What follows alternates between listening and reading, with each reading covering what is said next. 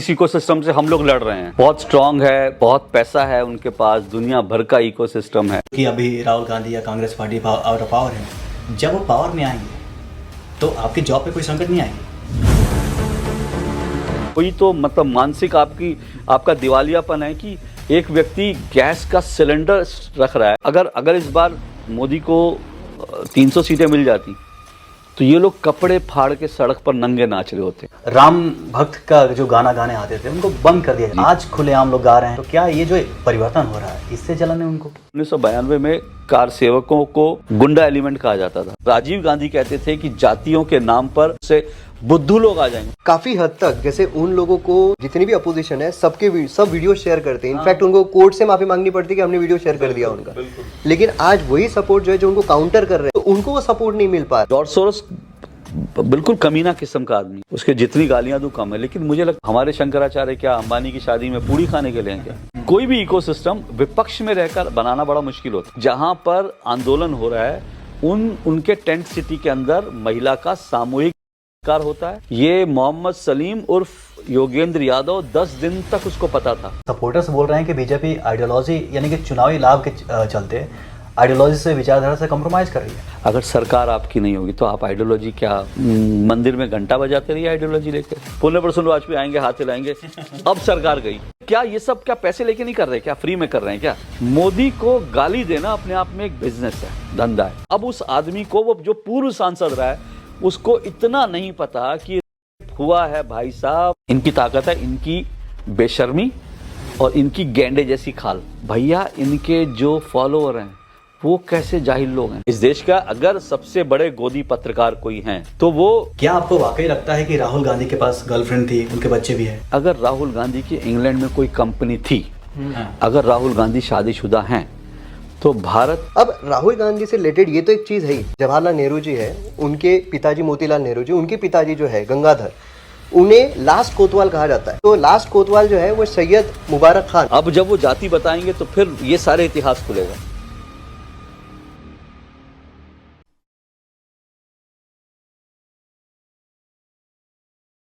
नमस्कार दोस्तों, मैं हूं आपके साथ मृत्युंजय चौबे। आज हमारे सामने जो गेस्ट हैं, जो मेहमान हैं, उनको किसी परिचय की आवश्यकता नहीं। अशोक श्रीवास्तव देश के एक जाने माने जर्नलिस्ट हैं, पत्रकार हैं, जो खुलकर अपनी बात रखते हैं, बेबाकी से बोलते हैं।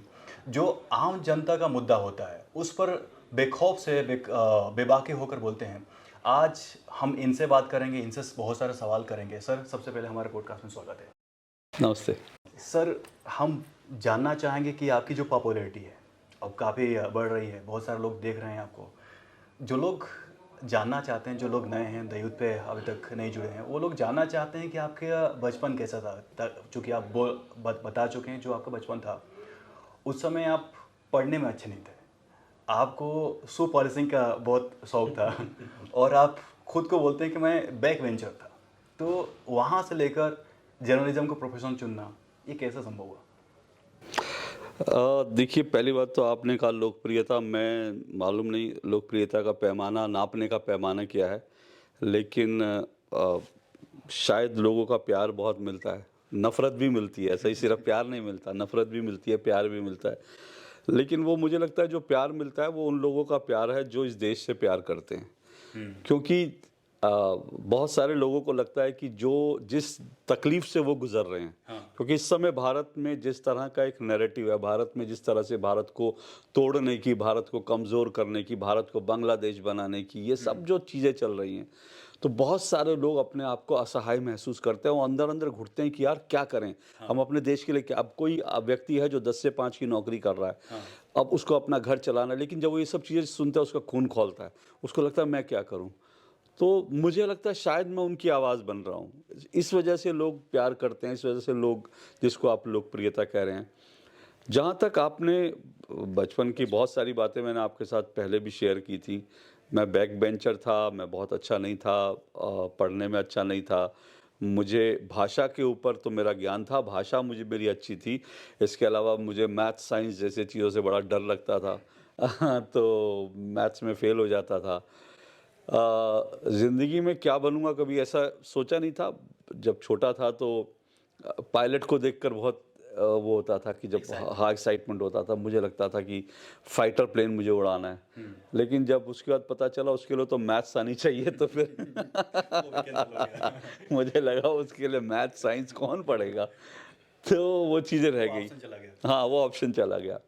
फिर जब मैं कॉलेज वाले मतलब स्कूल में आया, तब मुझे एक बार लगता था कि क्योंकि मैं एक्टिंग थोड़ी बहुत कर लेता था। कॉलोनी में छोटी सी रामलीला थी, रामलीला में एक्टिंग करता था, मैं हनुमान बनता था, परशुराम का रोल निभाता था। तो मुझे लगता था मैं एक्टिंग बहुत अच्छी करता हूँ, तो मुझे लगता था कि क्या मैं एक्टर बन जाऊँ।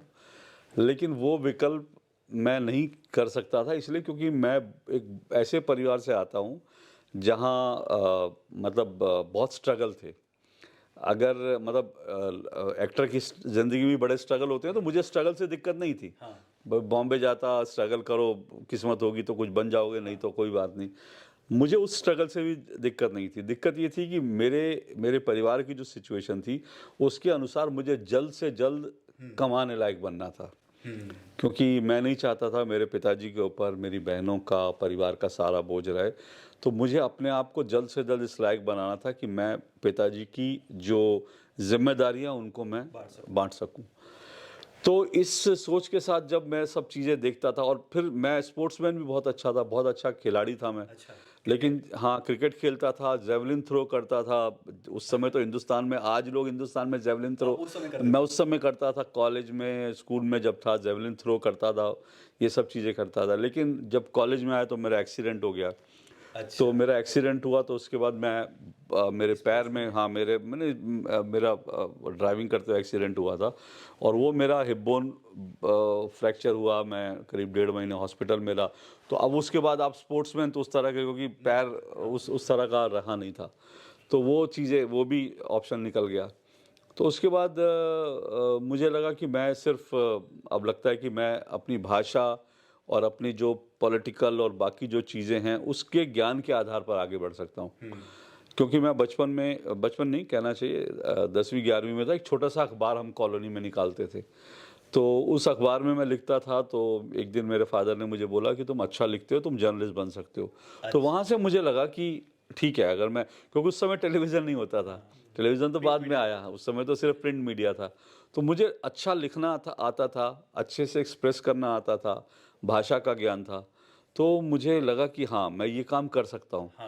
और समहाउ ये एक बड़ा रिस्पेक्टेबल, आज की तारीख में तो जिस तरह से पत्रकार काम कर रहे हैं, उसमें कई पत्रकार जूते भी खाते हैं, कई पत्रकार रोज़ गालियाँ खाते हैं। तो झूठ बोलने को लेकर जो है, राजदीप सरदेसाई जिस तरह से अपनी पत्नी की नौकरी बचाने के लिए आजकल पत्रकारिता कर रहे हैं, तो उनको रोज़ आए दिन गालियाँ खानी पड़ती हैं। उस तरह की पत्रकार, बड़ा रिस्पेक्टेबल पत्रकार मतलब होता था हाँ उस समय। तो मुझे लगा कि एक रिस्पेक्ट की नौकरी होगी। मुझे आप ये बताइए कि पहले आपने एक बार जिक्र भी किया था कि इसमें पैसा आपको नहीं मिलता था, फोटोग्राफी करते थे पहले, उसमें ज़्यादा पैसा मिलता था आपको। राइटिंग के लिए उतना कोई खास पैसा नहीं मिलता था।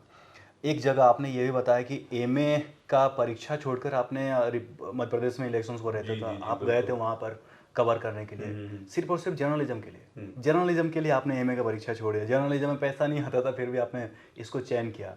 तो क्या एक अंदर से, जैसे आपके पिताजी ने कहा था कि आप जर्नलिस्ट बन सकते हैं, तो क्या आप एक अंदर से आग थी कि मुझे यही करना है? एक आग तो थी, कॉलेज टाइम से आग थी। मतलब कॉलेज में भी कुछ नया करना, कुछ बागी तेवर रहते थे। कॉलेज में हमारे प्रिंसिपल थे, बड़े स्ट्रिक्ट थे। तो उन्होंने एक बार कह दिया कि कॉलेज, हाँ वो मतलब कॉलेज में, तो दिल्ली यूनिवर्सिटी के कॉलेज में मारते वैसे नहीं थे, लेकिन मतलब हम हमारी हरकत के कारण उन्होंने मार भी दिया था। हम नहीं पिटे थे, कोई और पिटा था। तो हमारा एक शरीफ सा दोस्त था, वो पिट गया था, हम तो भाग गए थे। हाँ, शरीफ दोस्त पिट गया था। तो लेकिन ये कि जैसे प्रिंसिपल ने कहा कि कॉलेज के अंदर होली नहीं होगी। अच्छा।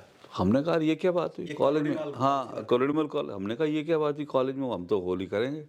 तो हम कहीं से वो जो है ढोल वाला एक उठा के लाए, कर लाए, और हमने कॉलेज के प्रेमिसेस में होली करी। अच्छा। हाँ, बिना परमिशन के।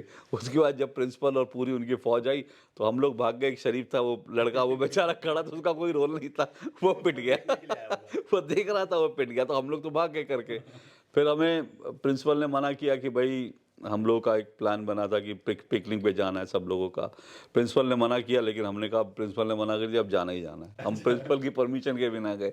तो इस तरह के तो बगावती तेवर थे, और कुछ कुछ चीज़ ख़राब लगती थी तो लगती थी, जैसे स्कूल टाइम में ही, बल्कि ये तो मैं कॉलेज की बात बता रहा हूँ। स्कूल में मैंने जब देखा, हमारे स्कूल में पानी भर जाता था, बारिश आती थी तो और पहले स्कूल में पीछे बिल्डिंग थी, आगे बहुत बड़ा ग्राउंड था, तो स्टूडेंट्स जो है वो बच्चे जा नहीं सकते थे, बारिश आए थे। एक दिन मुझे गुस्सा आया, मैंने कहा ये कोई बात हुई कि पानी भर जाता है, स्कूल नहीं जा सकते, जब बारिश हो जाए तब ऐसे हो जाए। तो मैंने एक दिन नवभारत टाइम्स में एक छोटी सी लेटर टू एडिटर डाल दिया कि ये हमारे स्कूल का हाल है। अच्छा। अब सोचिए, स्कूल में 11th क्लास का बच्चा जो है वो स्कूल के खिलाफ ऐसी चिट्ठी, मतलब कहाँ ये सब चीज़ें होती थी। तो वो मैंने चिट्ठी लिख दी। जब लिख दी तो लोगों ने वो काट करके प्रिंसिपल के रूम के बाहर बोला। हाँ, छप गया, वो छप गया प्रिंसिपल के रूम के बाहर। अब मेरी हालत थोड़ी ख़राब, मैंने कहा अब तो आज से पिटाई हुई। तो मैं जब कॉलेज स्कूल पहुँचा उसके बाद, तो मुझे किसी ने कुछ नहीं कहा, बस सब मुझे घूर घूर के देख रहे थे, कोई पता था कि मेरी चिट्ठी वहाँ लग गई है। लेकिन 2 दिन बाद, 3 दिन बाद मैंने देखा कि कॉलेज में ट्रक के ट्रक आए और मिट्टी गिरने लगी। अच्छा। तो मुझे वहाँ महसूस हुआ कि भाई ऐसा नहीं है कि कुछ आप आवाज़ उठाते हो तो कुछ परिवर्तन होता है। उसका इम्पैक्ट हाँ, इम्पैक्ट होता है। मतलब नहीं तो कहते हैं ना कि भाई क्या फ़र्क पड़ता है, कुछ नहीं, ये तो ऐसे हिंदुस्तान है, लोग आज भी कहते हैं। उस दिन मुझे एहसास हुआ कि ऐसा नहीं है, अगर कुछ गलत हो रहा है, आप बोलोगे तो कुछ तो परिवर्तन, कुछ तो असर पड़ता है।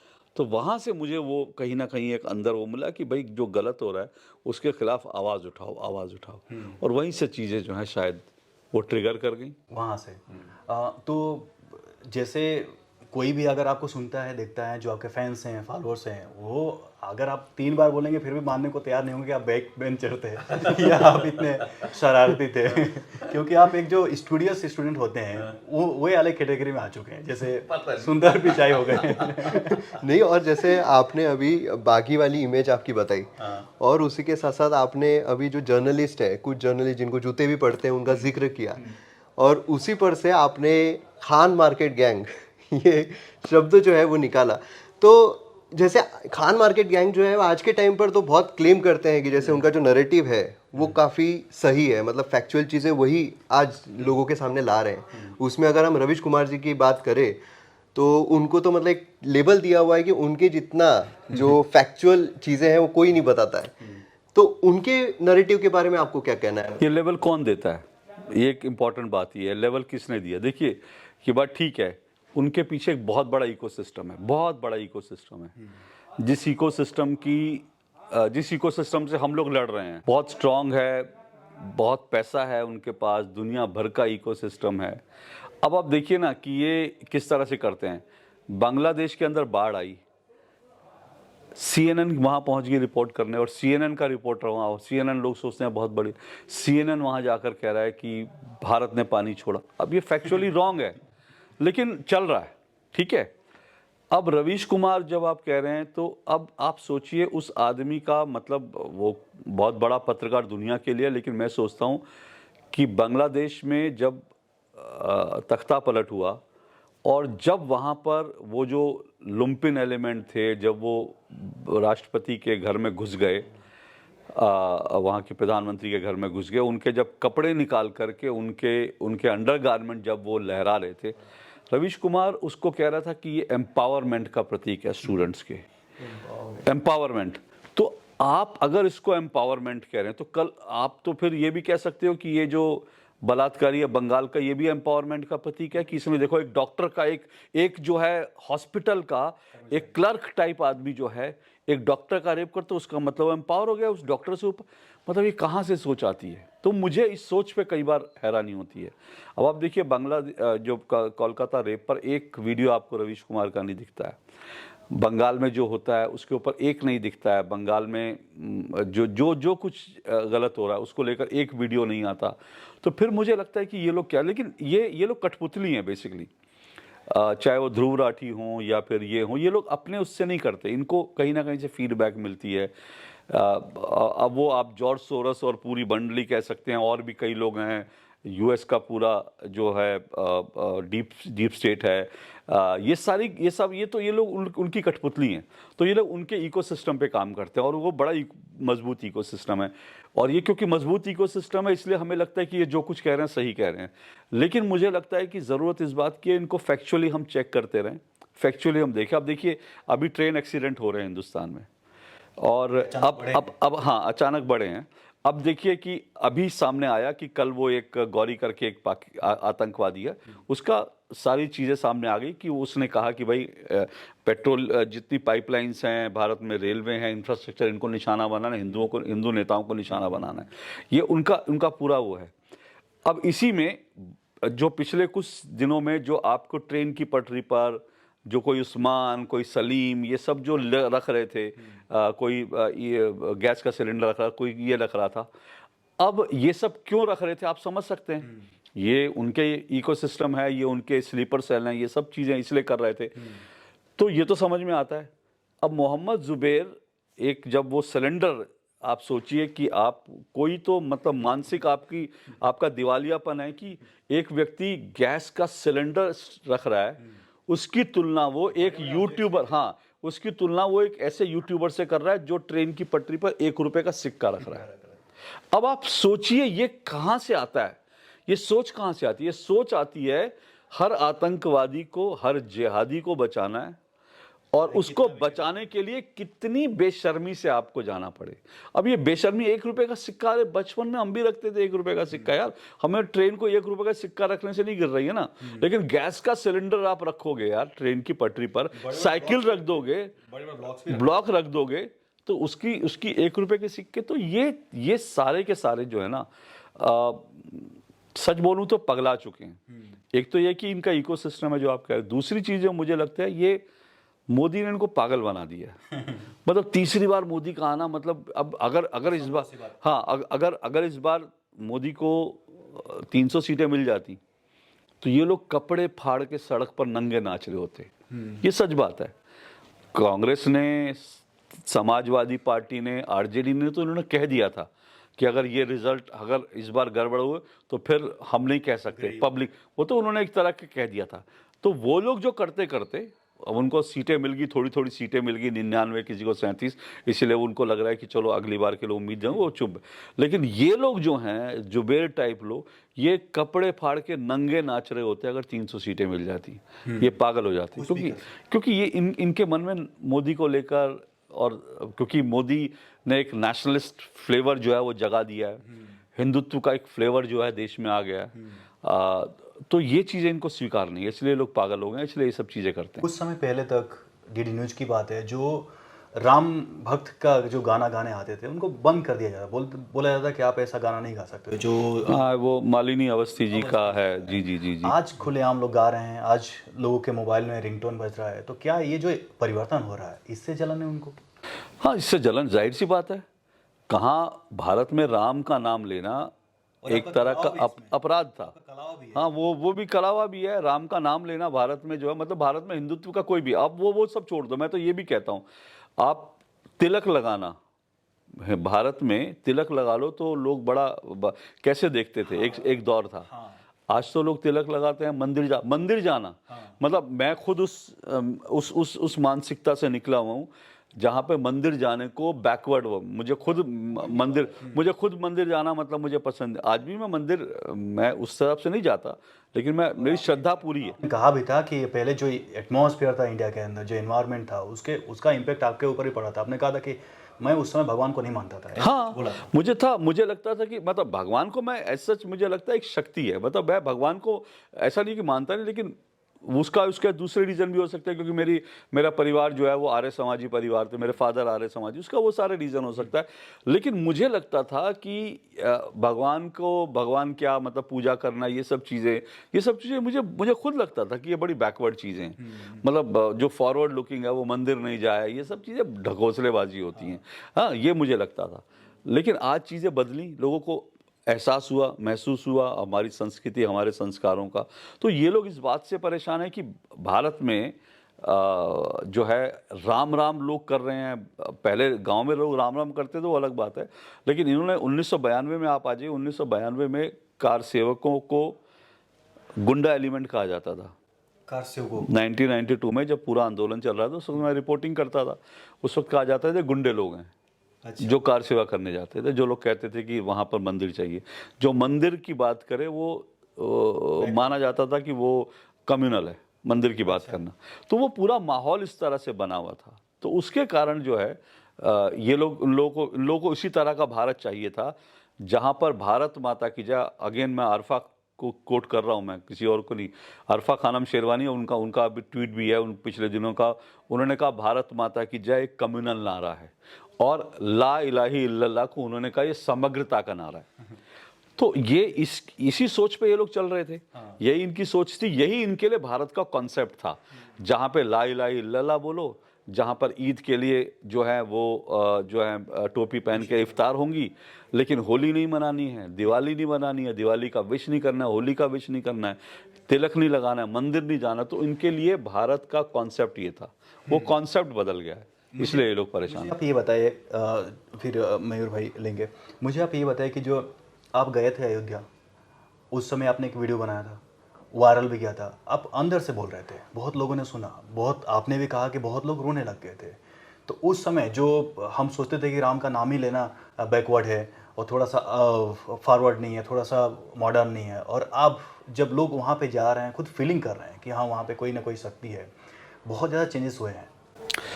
देखिए चेंजेस हुए हैं और अब फिर कह रहा हूँ कि मुझे इस बात का एहसास अभी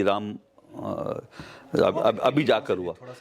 अब अभी देखिए फीलिंग कुछ नहीं, मैं कह रहा हूँ एक ही वो मूर्ति क्या थी हम सबको पता था, वो तो उसकी कुछ तस्वीरें आ गई थी लगभग और वो मूर्ति इस तरह की होगी, ऐसा होगा, वो सबको मालूम था कि उस तरह की मूर्ति होगी, मतलब थोड़ी थोड़ी चीज़ें उसके बारे में आ गई थी। तो वो मूर्ति और कई लोगों ने, जिसमें हमारे यहाँ भी एक पत्रकार हैं, उन्होंने भी उस मूर्ति को देखा था, क्योंकि जब वो पहले लाई गई निर्मत तो वो मूर्ति तो पत्थर की मूर्ति लग रही थी, लेकिन प्राण प्रतिष्ठा के बाद जब वो पहली बार पर्दा खुला, जब वो पहली बार देखा, वो लगा ही नहीं मूर्ति है। ये चीज़ मैंने अब खुद महसूस करी। मैंने कभी भी, मैं मूर्ति पूजा में बहुत यकीन नहीं करता, आज भी नहीं करता। मैं ईश्वर को मानता हूँ, प्रणाम करता हूँ, लेकिन मुझे लगता है भगवान तो कण कण में है। लेकिन उस दिन मैंने पहली बार महसूस किया, जैसे वो जब आए तो मुझे लगा ये तो रामलला आगे तो देख रहे हैं, बोल रहे हैं, प्रत्यक्ष खड़े हैं। मेरे बगल में मेरे प्रोड्यूसर थे, मैंने देखा वो तो उसके वो आवाज़, उसके मुंह खुला, आँख से पानी बह रहा है। क्या था ये? लोगों की आंखों में ये क्या था? मतलब लोगों की आंखों में आंसू थे। तो कुछ तो चीज़ है ना, मतलब एक प्राण प्रतिष्ठा, एक पत्थर को, ये भारतीय, ये हिंदू धर्म है, ये संस्कृति संस्कार है कि कैसे प्राण प्रतिष्ठा एक मूर्ति को भी भगवान बना देती है। वो मैंने अपनी आंखों से देखा, मैंने उसको महसूस किया, तो फिर उसके बाद क्या रह जाता है? जबकि आप मूर्ति पूजा में विश्वास मैं नहीं रखता था, मैं आज कह रहा हूँ, मैंने देखा, मुझे लगा यार ये तो राम जी आ गए इसके अंदर, अयोध्या में रामलला आ गए, ये हमने प्रत्यक्ष अनुभव किया, इसमें कोई दौड़ नहीं। देश में, पूरे देश में, मतलब सबको, मतलब कितने लोग रोए उस दिन, कितने लोग रोए पता नहीं। मैंने तो जब वो ट्वीट करा उसके बाद मुझे कितने लोगों ने लिखा कि हमारी यही स्थिति थी, हमारी यही, सब लोग रो रहे थे। बाद में कई लोगों ने, जो लोग बाद में भी गए अयोध्या दर्शन करने, उनकी तस्वीरें भी आए, वो लोग सब रो रहे थे। क्योंकि हम लोग अब काफ़ी बहुत सारे व्यूअर्स भी घर से टीवी में देख रहे थे, कहीं ना कहीं एक लग रहा था कि एक शक्ति है जो हमारे सामने है। आप लोग तो वहाँ से खड़े होकर ग्राउंड से रिपोर्ट कर रहे थे। बिल्कुल, तो एक ताकत, तो एक शक्ति है। ये जो अभी मतलब कम्युनल हार्मोनी बनाने के लिए जो सेक्युलरिज्म का नारा अभी दिया जा रहा है, तो क्या इसमें रोल प्ले कर रहा है? मतलब जैसे पहले, जैसे आपने कहा कि 1992 में उनको गुंडा कह के संबोधित किया जाता था, तो उस वक्त क्या सेक्युलरिज्म बहुत स्ट्रांग थी, या फिर जो हिंदू है उनको पता ही नहीं था कि हम क्या कर रहे हैं, या फिर हम सेक्युलरिज्म के आड़ में इतने दब चुके थे कि हम अल्लाह अकबर कुल मान रहे थे, लेकिन जय श्री राम, जैसे आपने कहा कि तिलक नहीं लगाते थे, हम जय श्री राम नहीं बोलते थे। तो क्या इसमें फिल्मों का भी योगदान है? बहुत बड़ा योगदान है, फिल्मों का योगदान है, सलीम जावेद टाइप ये जो जोड़ियाँ, इनका योगदान है। मतलब आप सोचो ना, सलीम जावेद कि वो जो फिल्म है, कौन सी है, बिल्ला नंबर 786, जंजीर है, दीवार है, कौन सी फिल्म मुझे याद नहीं। अब वो पूरा टाइम विजय जो है, अमिताभ बच्चन नास्तिक है, लेकिन बिल्ला नंबर 786 वो उसके लिए सब कुछ हो जाता है। और वो बिल्ला नंबर 786 को सीने पे लगा घूमता है, मंदिर के चौखट पे जाके कहता है कि मैं तेरे दरवाजे कभी आऊँगा नहीं। तो ये क्या है, तो वो इस तरह की चीज़ें थी। अब ऐसी बहुत सारी चीज़ें हमारे सामने आ रही हैं मुझे अभी भी अच्छी तरह से याद है, मैं फिर कह रहा हूँ, अगर मैं अपने बचपन के दिनों में जाता हूँ, मुझे अच्छी तरह से याद है उस वक्त की जितनी फिल्में मुझे याद है, मुझे ध्यान है अच्छी तरह से, भगवा कपड़ों में कोई दिख जाए तो मालूम होता था कि ये बलात्कारी या व्यभिचारी है। ये फिल्मों में उसमें दिखाते थे, भगवा कपड़े पहन रखे हैं और मंदिर के अंदर कोई महिला जा रही है, उसके ऊपर बुरी नज़र रखे हुआ है, व्यभिचारी है, वो किसी को गलत बोलेगा, किसी को भड़काए। मतलब भगवा कपड़ों की ये धारणा बनी थी हिंदुस्तान में, ये फिल्मों ने बनाई थी। और यही परसेप्शन जेएनयू के हर एक स्टूडेंट में है। वो आज भी होगा, क्योंकि उनके लिए वो लेकिन मैं ये कह रहा हूँ कि ये चीज़ें टूटी है ना। अब ठीक है, अब जिनके होगा वो है जो जिहादी किस्म के, उनका आप कुछ नहीं कर सकते। लेकिन आम जनमानस में ये एक धारणा थी, मेरी खुद की धारणा थी, तो मैं कैसे नहीं मानूं बाकी। तो ये सेकुलरिज्म नहीं था, ये सूडो सेकुलरिज्म था। अब आप सोचिए ना, आज बांग्लादेश में जो हो रहा है, अब आप फिर वही बात आती है कि बांग्लादेश में जो हो रहा है, वहाँ से हिंदुओं को क्या सिचुएशन है पूरी दुनिया ने देखा। अब आप सोचिए, हमारी भारत भूमि, उसी का हिस्सा पाकिस्तान है, उसी का हिस्सा बांग्लादेश है। पहले पाकिस्तान, वो जो हमारा पूरा भारत था, अखंड भारत था, उसके पाकिस्तान का जो हिस्सा था, वहाँ से हिंदू निकल गए, ख़त्म हो गए। यहाँ से हिंदू ख़त्म हो गए, कश्मीर से हिंदू ख़त्म हो गए। ये कौन सा सेकुलरवाद है? तो अफगानिस्तान से ख़त्म हो गए। सिख कैसे अपने गुरु ग्रंथ साहब को सर पे लेके निकले। तो ये लोग जो है, ये सेकुलरवाद नहीं है, ये हिंदुओं को ख़त्म करने की साजिश है। सेकुलरिज्म की आड़ में इस दुनिया से हिंदुओं को ख़त्म करने की साजिश रची गई। गांधी जी, मैं तो नहीं था, लेकिन गांधी जी चाहे हो, चाहे पंडित नेहरू हो, या उस समय का जो इतिहास है, मैं इतिहास का कोई स्टूडेंट नहीं हूँ, लेकिन अब बहुत सारी चीज़ें देखता हूँ। तो गांधी जी ने महिलाओं को, हिंदू महिलाओं का अगर बलात्कार हो रहा है तो शांति से चुप रहो, कोई मुस्लिम वो कर रहा है उसका प्रतिकार, मतलब ये कैसे हो सकता है? तो मुझे ये सब चीज़ें नहीं समझ आती। तो इसलिए मैं कह रहा हूँ, सेकुलरिज्म नहीं था ये। आप पूरी तरह से तुष्टीकरण, ये जिहादियों के सामने हथियार डालना था। जैसे जब भारत का बंटवारा हुआ, जिहादियों के सामने हथियार डाले ना, एक जिन्ना जिहादी था, आपने जिहादी के सामने हथियार डाल दिए, और वो किस वजह से डाले वो एक अलग विषय हो सकता है कि आप लोग थक गए थे लड़ते लड़ते। और आज़ादी की बहुत सारी कहानियाँ, बहुत सारे वर्जन हैं।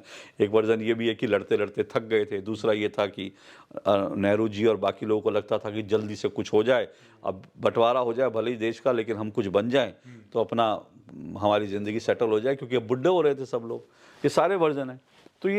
तो उन्होंने जिहादियों के सामने समर्पण किया, और वो जिहादियों के सामने समर्पण करने की प्रक्रिया लगातार चलती रही। इस देश में सेकुलरवाद के नाम पर कट्टरपंथी मुस्लिम, उनको पाला पोसा गया, जिहादियों को पाला पोसा गया, हिंदुओं को ख़त्म करने की साजिश रची गई।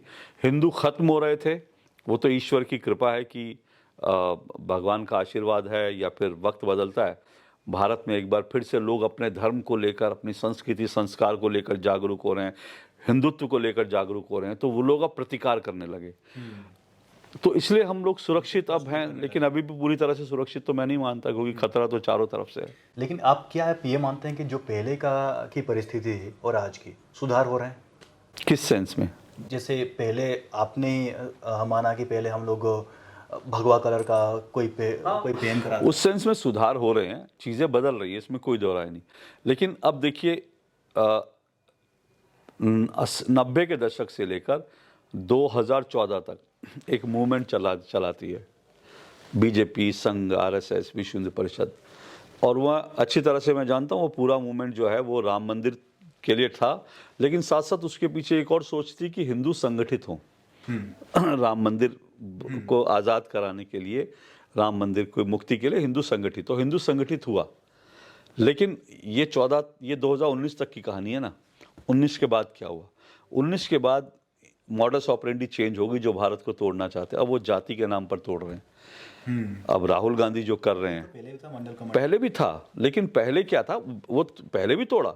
जाति तो चीज़ ऐसी जो हिंदुस्तान की राजनीति में हमेशा है, लेकिन हिंदुस्तान की राजनीति में जाति की राजनीति कौन करती थी? क्षेत्रीय पार्टियां करती थी।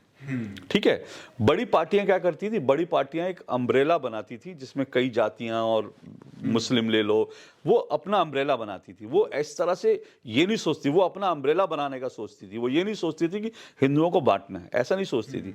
उनको लगता था हमारे पास ब्राह्मण है, हमारे पास ठाकुर आ जाए, हमारे पास दलित आ जाए, मुस्लिम आ जाए, हमारा एक अम्ब्रेला बन जाएगा, सरकार बनाने लायक हमारा काम। तो उस तरह की अम्ब्रेला राष्ट्रीय राजनीति पार्टियां, क्षेत्रीय पार्टियों ने जाति के नाम पर करना शुरू किया। यादव के ने किसी पर, किसी ने दलितों के नाम पर, वो एक अलग चीज़ है। अब ये जो इस वक्त जो है, अब राष्ट्रीय पार्टियां जातियों की बात नहीं करती थी। अब आप देख लीजिए ना, पंडित जवाहरलाल नेहरू ने कहा था, वो जाति के खिलाफ थे। राजीव गांधी कहते थे कि जातियों के नाम पर मैं जो आरक्षण के नाम पर आरक्षण को नहीं बढ़ाना चाहता, क्योंकि उससे बुद्धू लोग आ जाएंगे। उनको लगता था आरक्षण से जो लोग आ रहे हैं बुद्धू लोग हैं। वो राजीव गांधी का स्टेटमेंट, राजीव गांधी ने एक इंटरव्यू दिया था आलोक मेहता को।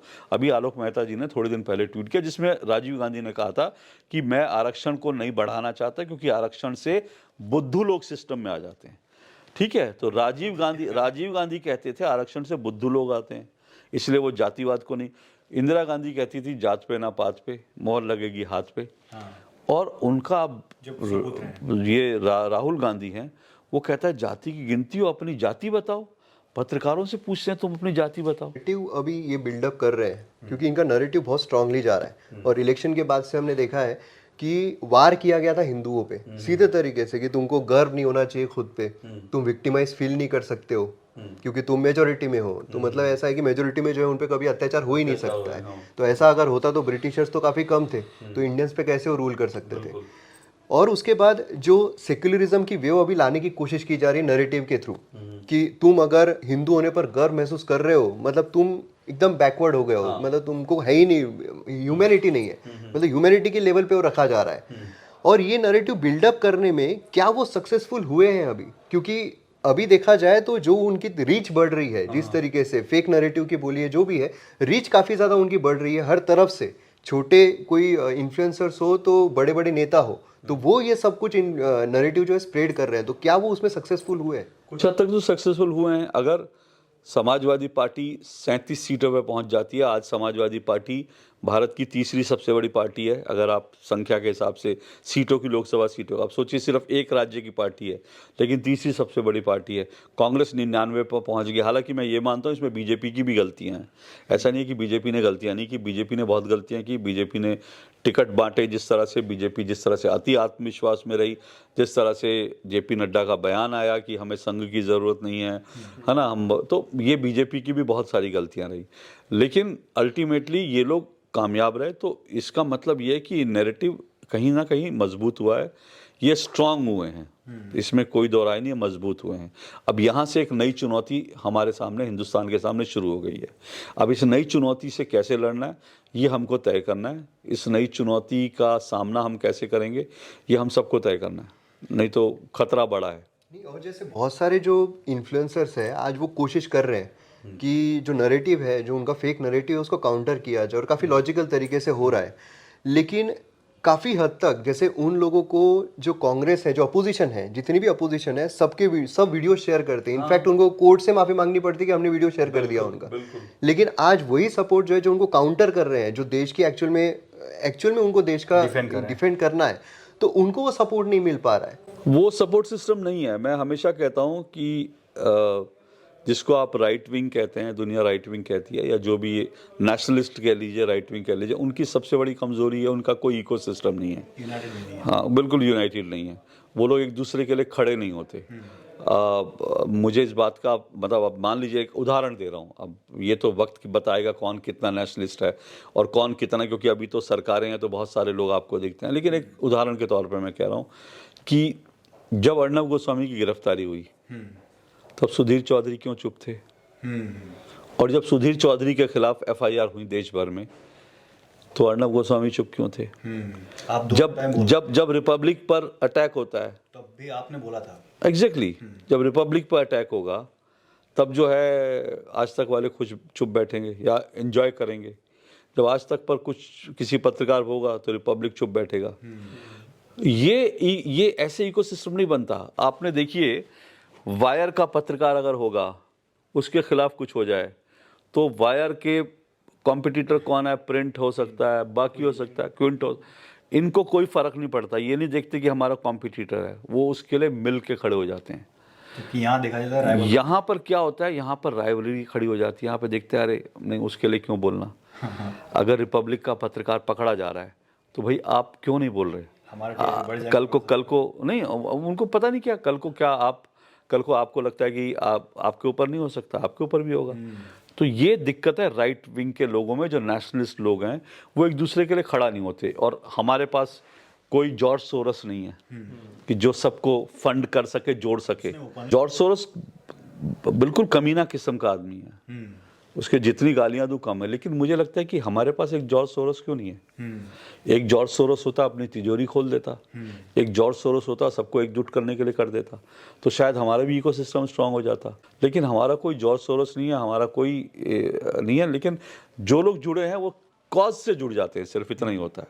लेकिन हमारा इकोसिस्टम बिल्कुल नहीं है। मुझे कई बार लगता है कि अगर हिंदुओं पर अटैक हो रहा है, फर्ज कीजिए कि तमिलनाडु में वहाँ का मुख्यमंत्री या उनका बेटा कह रहा है कि सनातन जो है डेंगू मलेरिया मच्छर है, मुझे लगता है हमारे शंकराचार्य क्या कर रहे हैं। सही बात। कुछ शंकराचार्य मोदी जी के ऊपर बाकायदा अटैक करते हैं। मतलब हमारे शंकराचार्य क्या अंबानी की शादी में पूड़ी खाने के लिए हैं क्या? कि मतलब अंबानी की शादी में पूड़ी खाने आप जाओगे और हिंदुत्व पर कोई अटैक होगा तब आप नजर नहीं आओगे। तो शंकराचार्य तो ये लगता है। इसी तरह से धर्म गुरु, हमारे जितने धर्म गुरु हैं, प्राथमिक कर्तव्य होना चाहिए कि अगर कोई एग्जैक्टली इनका प्राथमिक कर्तव्य होना चाहिए।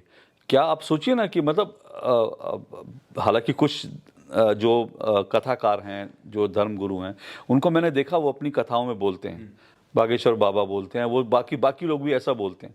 लेकिन मुझे लगता है कि अगर कलेक्टिवली एक एफर्ट हो तो हो सकता है ना, क्यों नहीं हो सकता। क्या हिंदुत्व के नाम पर या भारत के नाम पर पैसा की कमी है, किस चीज़ की कमी है? तो कमी सिर्फ ये कि हमारा इकोसिस्टम नहीं बन पा रहा। लेकिन मैं ये भी बता दूं कि कुछ कोशिशें हो रही हैं जो मेरी जानकारी में, वो कितनी सफल होंगी मैं नहीं जानता। लेकिन बड़ी बात यह है कि हमने 10 साल खो दिए हैं। कोई भी इकोसिस्टम विपक्ष में रहकर बनाना बड़ा मुश्किल होता है, बहुत मुश्किल है। लेकिन सत्ता पक्ष में रह के इकोसिस्टम बनाना आसान होता है। लेकिन वो लोग विपक्ष में बना, वो क्योंकि उनका 60 साल से बना है ना, उनका 60 साल से इकोसिस्टम बना है, उस इकोसिस्टम में वो चल रहे हैं। और आज भी उनका भारत में इकोसिस्टम नहीं है ना, लेकिन उनका आदमी तो बीबीसी में बैठा है, उनका आदमी न्यूयॉर्क टाइम्स में बैठा है, उनका आदमी वॉशिंगटन पोस्ट में बैठा है। तो वो तो उनका सिस्टम तो है, बना हुआ है ना, तो उसको इसलिए। लेकिन हमारा सिस्टम बनाने की कोशिशें जो है वो 10 साल में नहीं हुई है। जिक्र करूंगा कपिल मिश्रा, उन्होंने कोशिश की थी कि एक इकोसिस्टम बनाया जाए राइट विंग का। आपको लग रहा है सक्सेस हो रहा है? पहले बहुत एक्टिव थे कपिल मिश्रा, लेकिन अब वो बीजेपी के मंच पर हैं, बीजेपी के उपाध्यक्ष हैं दिल्ली बीजेपी के। तो हो सकता है राजनीतिक चीज़ें थोड़ा ज़्यादा उनको अब और क्योंकि वो बीजेपी के उपाध्यक्ष हो गए हैं तो शायद बहुत सारी चीज़ें वो खुलकर कह भी नहीं सकते। अब जैसे मान लीजिए इस देश में एक दुर्भाग्य की बात क्या है पता है? इस देश में दुर्भाग्य की बात यह है कि आज कोई सच सुनना नहीं चाहता, सच कहना नहीं चाहता। अब कंगना रनौत ने क्या झूठ बोला? फैक्चुअली करेक्ट थी। कंगना रनौत ने जो बात बोली एक एक फैक्ट बोला। उसने कोई अच्छा कल क्या हुआ, मैं कहीं बैठा था तो मुझे किसी ने ऐसी बहस करने लगे और उन्होंने कहा कुछ भी बोल देती है। मैंने कहा कुछ भी बोल देती है? मैंने निकाला, मैंने खबर दिखाई, मैंने बोले ये कब हुआ था? हाँ। मैंने कहा ये कब हुआ? तो आप सोचिए ये इकोसिस्टम कैसा है कि जहां पर आंदोलन हो रहा है उनके टेंट सिटी के अंदर महिला का सामूहिक बलात्कार होता है। ये मोहम्मद सलीम उर्फ योगेंद्र यादव 10 दिन तक उसको पता था। 10 दिन तक ये आदमी बोलता नहीं है, बताता नहीं है। इसको मालूम था कि वहाँ पे सामूहिक बलात्कार हुआ, ये बलात्कार को बारे में बताता नहीं। 10 दिन तक बलात्कार की खबर दबा के रखी जाती है। इस देश में आज लोग कह रहे हैं कंगना ने क्या बोली, ऐसे कैसे बोल दिया, ऐसे कैसे। अरे कंगना ने जो बोला उसको फैक्ट चेक तो कर लो। लेकिन अब दुर्भाग्य क्या, दुर्भाग्य है कि कंगना के हक में बीजेपी भी नहीं बोल सकी। क्यों नहीं बोल सकी? अब उसमें यह है कि कंगना की टाइमिंग खराब है। कंगना ने जो बोला भी हरियाणा के चुनाव है। अब बीजेपी एक पॉलिटिकल पार्टी है, तो as a political party BJP को लगता है कि अगर ये इस बात पर हम अडिग रहे तो फिर जो है चुनाव में, हरियाणा चुनाव में नुकसान हो जाएगा। तो उन्होंने किनारा कर लिया, कंगना रनौत को कहा कि भाई नहीं इस तरह के बयान मत दो। लेकिन तो फिर इसका मतलब क्या है? इसका मतलब है आज हम सच सुनना ही नहीं चाहते। सच तो है। खुद के सपोर्टर्स बोल रहे हैं कि बीजेपी आइडियोलॉजी यानी कि चुनावी लाभ के चलते आइडियोलॉजी से, विचारधारा से कॉम्प्रोमाइज़ कर रही है। देखिए ये बात बीजेपी के सपोर्टर बोलते हैं, लेकिन मुझे लगता है मैं इससे पूरी तरह सहमत नहीं हूँ। मुझे लगता है आपकी आइडियोलॉजी कब बचेगी? अगर सरकार आपकी नहीं होगी तो आप आइडियोलॉजी क्या मंदिर में घंटा बजाते रहिए आइडियोलॉजी लेकर? आपकी आइडियोलॉजी इसलिए है क्योंकि देखिए एक बात है, नरेंद्र मोदी से जो बड़े हिंदूवादी हैं, कट्टर हिंदूवादी हैं, वो ना कुछ ज़्यादा उम्मीद करते हैं। नरेंद्र मोदी देश के प्रधानमंत्री हैं। आप क्या चाहते हो? देश का प्रधानमंत्री, भारत का प्रधानमंत्री, वो क्या सड़क पर उतरकर और जो है वो इस तरह की बयानबाजी करे हिंदू मुस्लिम की? वो देश का प्रधानमंत्री नहीं कर सकता। मैंने एक स्वामी जी को सुना था, उन्होंने बहुत अच्छी बात की थी। उन्होंने कहा आप अपने प्रधानमंत्री से क्या एक्सपेक्ट कर रहे हो? अगर आपका प्रधानमंत्री त्रिपुंड लगा के, गले में जो है रुद्राक्ष की माला पहन के, भगवा कपड़े पहनकर, सिंबॉलिक, उसके बाद वो गंगा जी में उतरकर बाबा विश्वनाथ को प्रणाम कर रहा है, इससे ज्यादा कोई संकेत है क्या? एक बहुत बड़ा सिंबॉलिक मैसेज दिया गया। बोले इससे ज्यादा प्रधानमंत्री से उम्मीद मत करो। आज अगर सोचिए, लोग कहते हैं कि ये देखिए यो बाबा योगी आदित्यनाथ को देखो कैसे ठोक कर बोलते हैं हिंदुत्व के लिए। लोग कहते हैं कि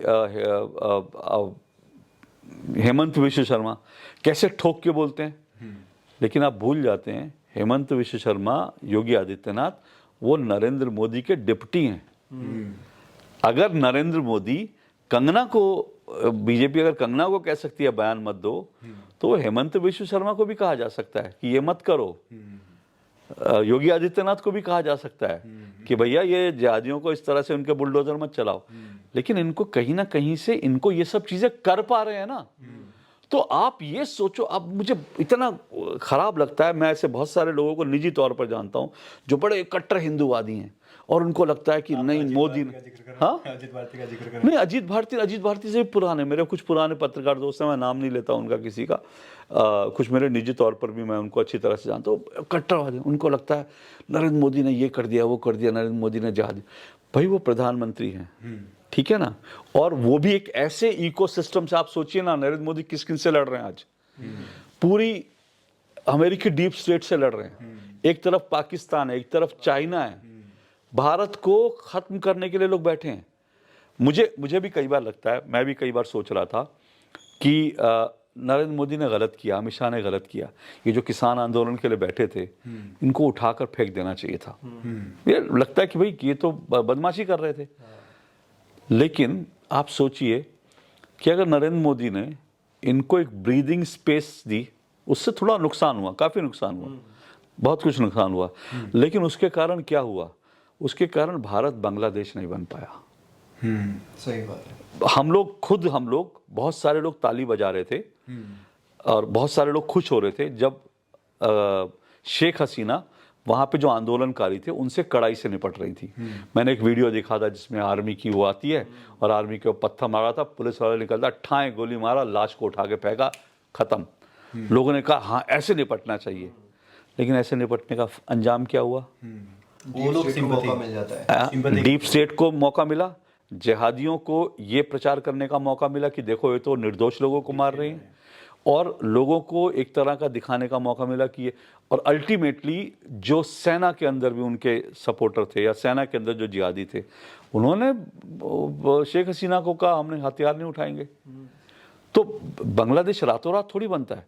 तो अगर नरेंद्र मोदी ने, अमित शाह ने थोड़ी ढील दी, शाहीन बाग बन जाने दिया, थोड़े दिन शाहीन बाग को नहीं हटा पाए, थोड़े दिन आंदोलनकारियों को नहीं रोक पाए, तो इसका मतलब ये भी तो हो सकता है कि वो उनका एक लार्जर कॉन्स्पिरेसी जो थी उसको उन्होंने ध्वस्त किया। नहीं तो भारत को हो सकता है ये लोग, बांग्लादेश तो आज बांग्लादेश बना, हो सकता है शाहीन बाग के समय हिंदुस्तान बांग्लादेश बन जाता, क्योंकि चिकन नेक काटने की जो शर्जील इमाम ने तैयारी कर ली थी।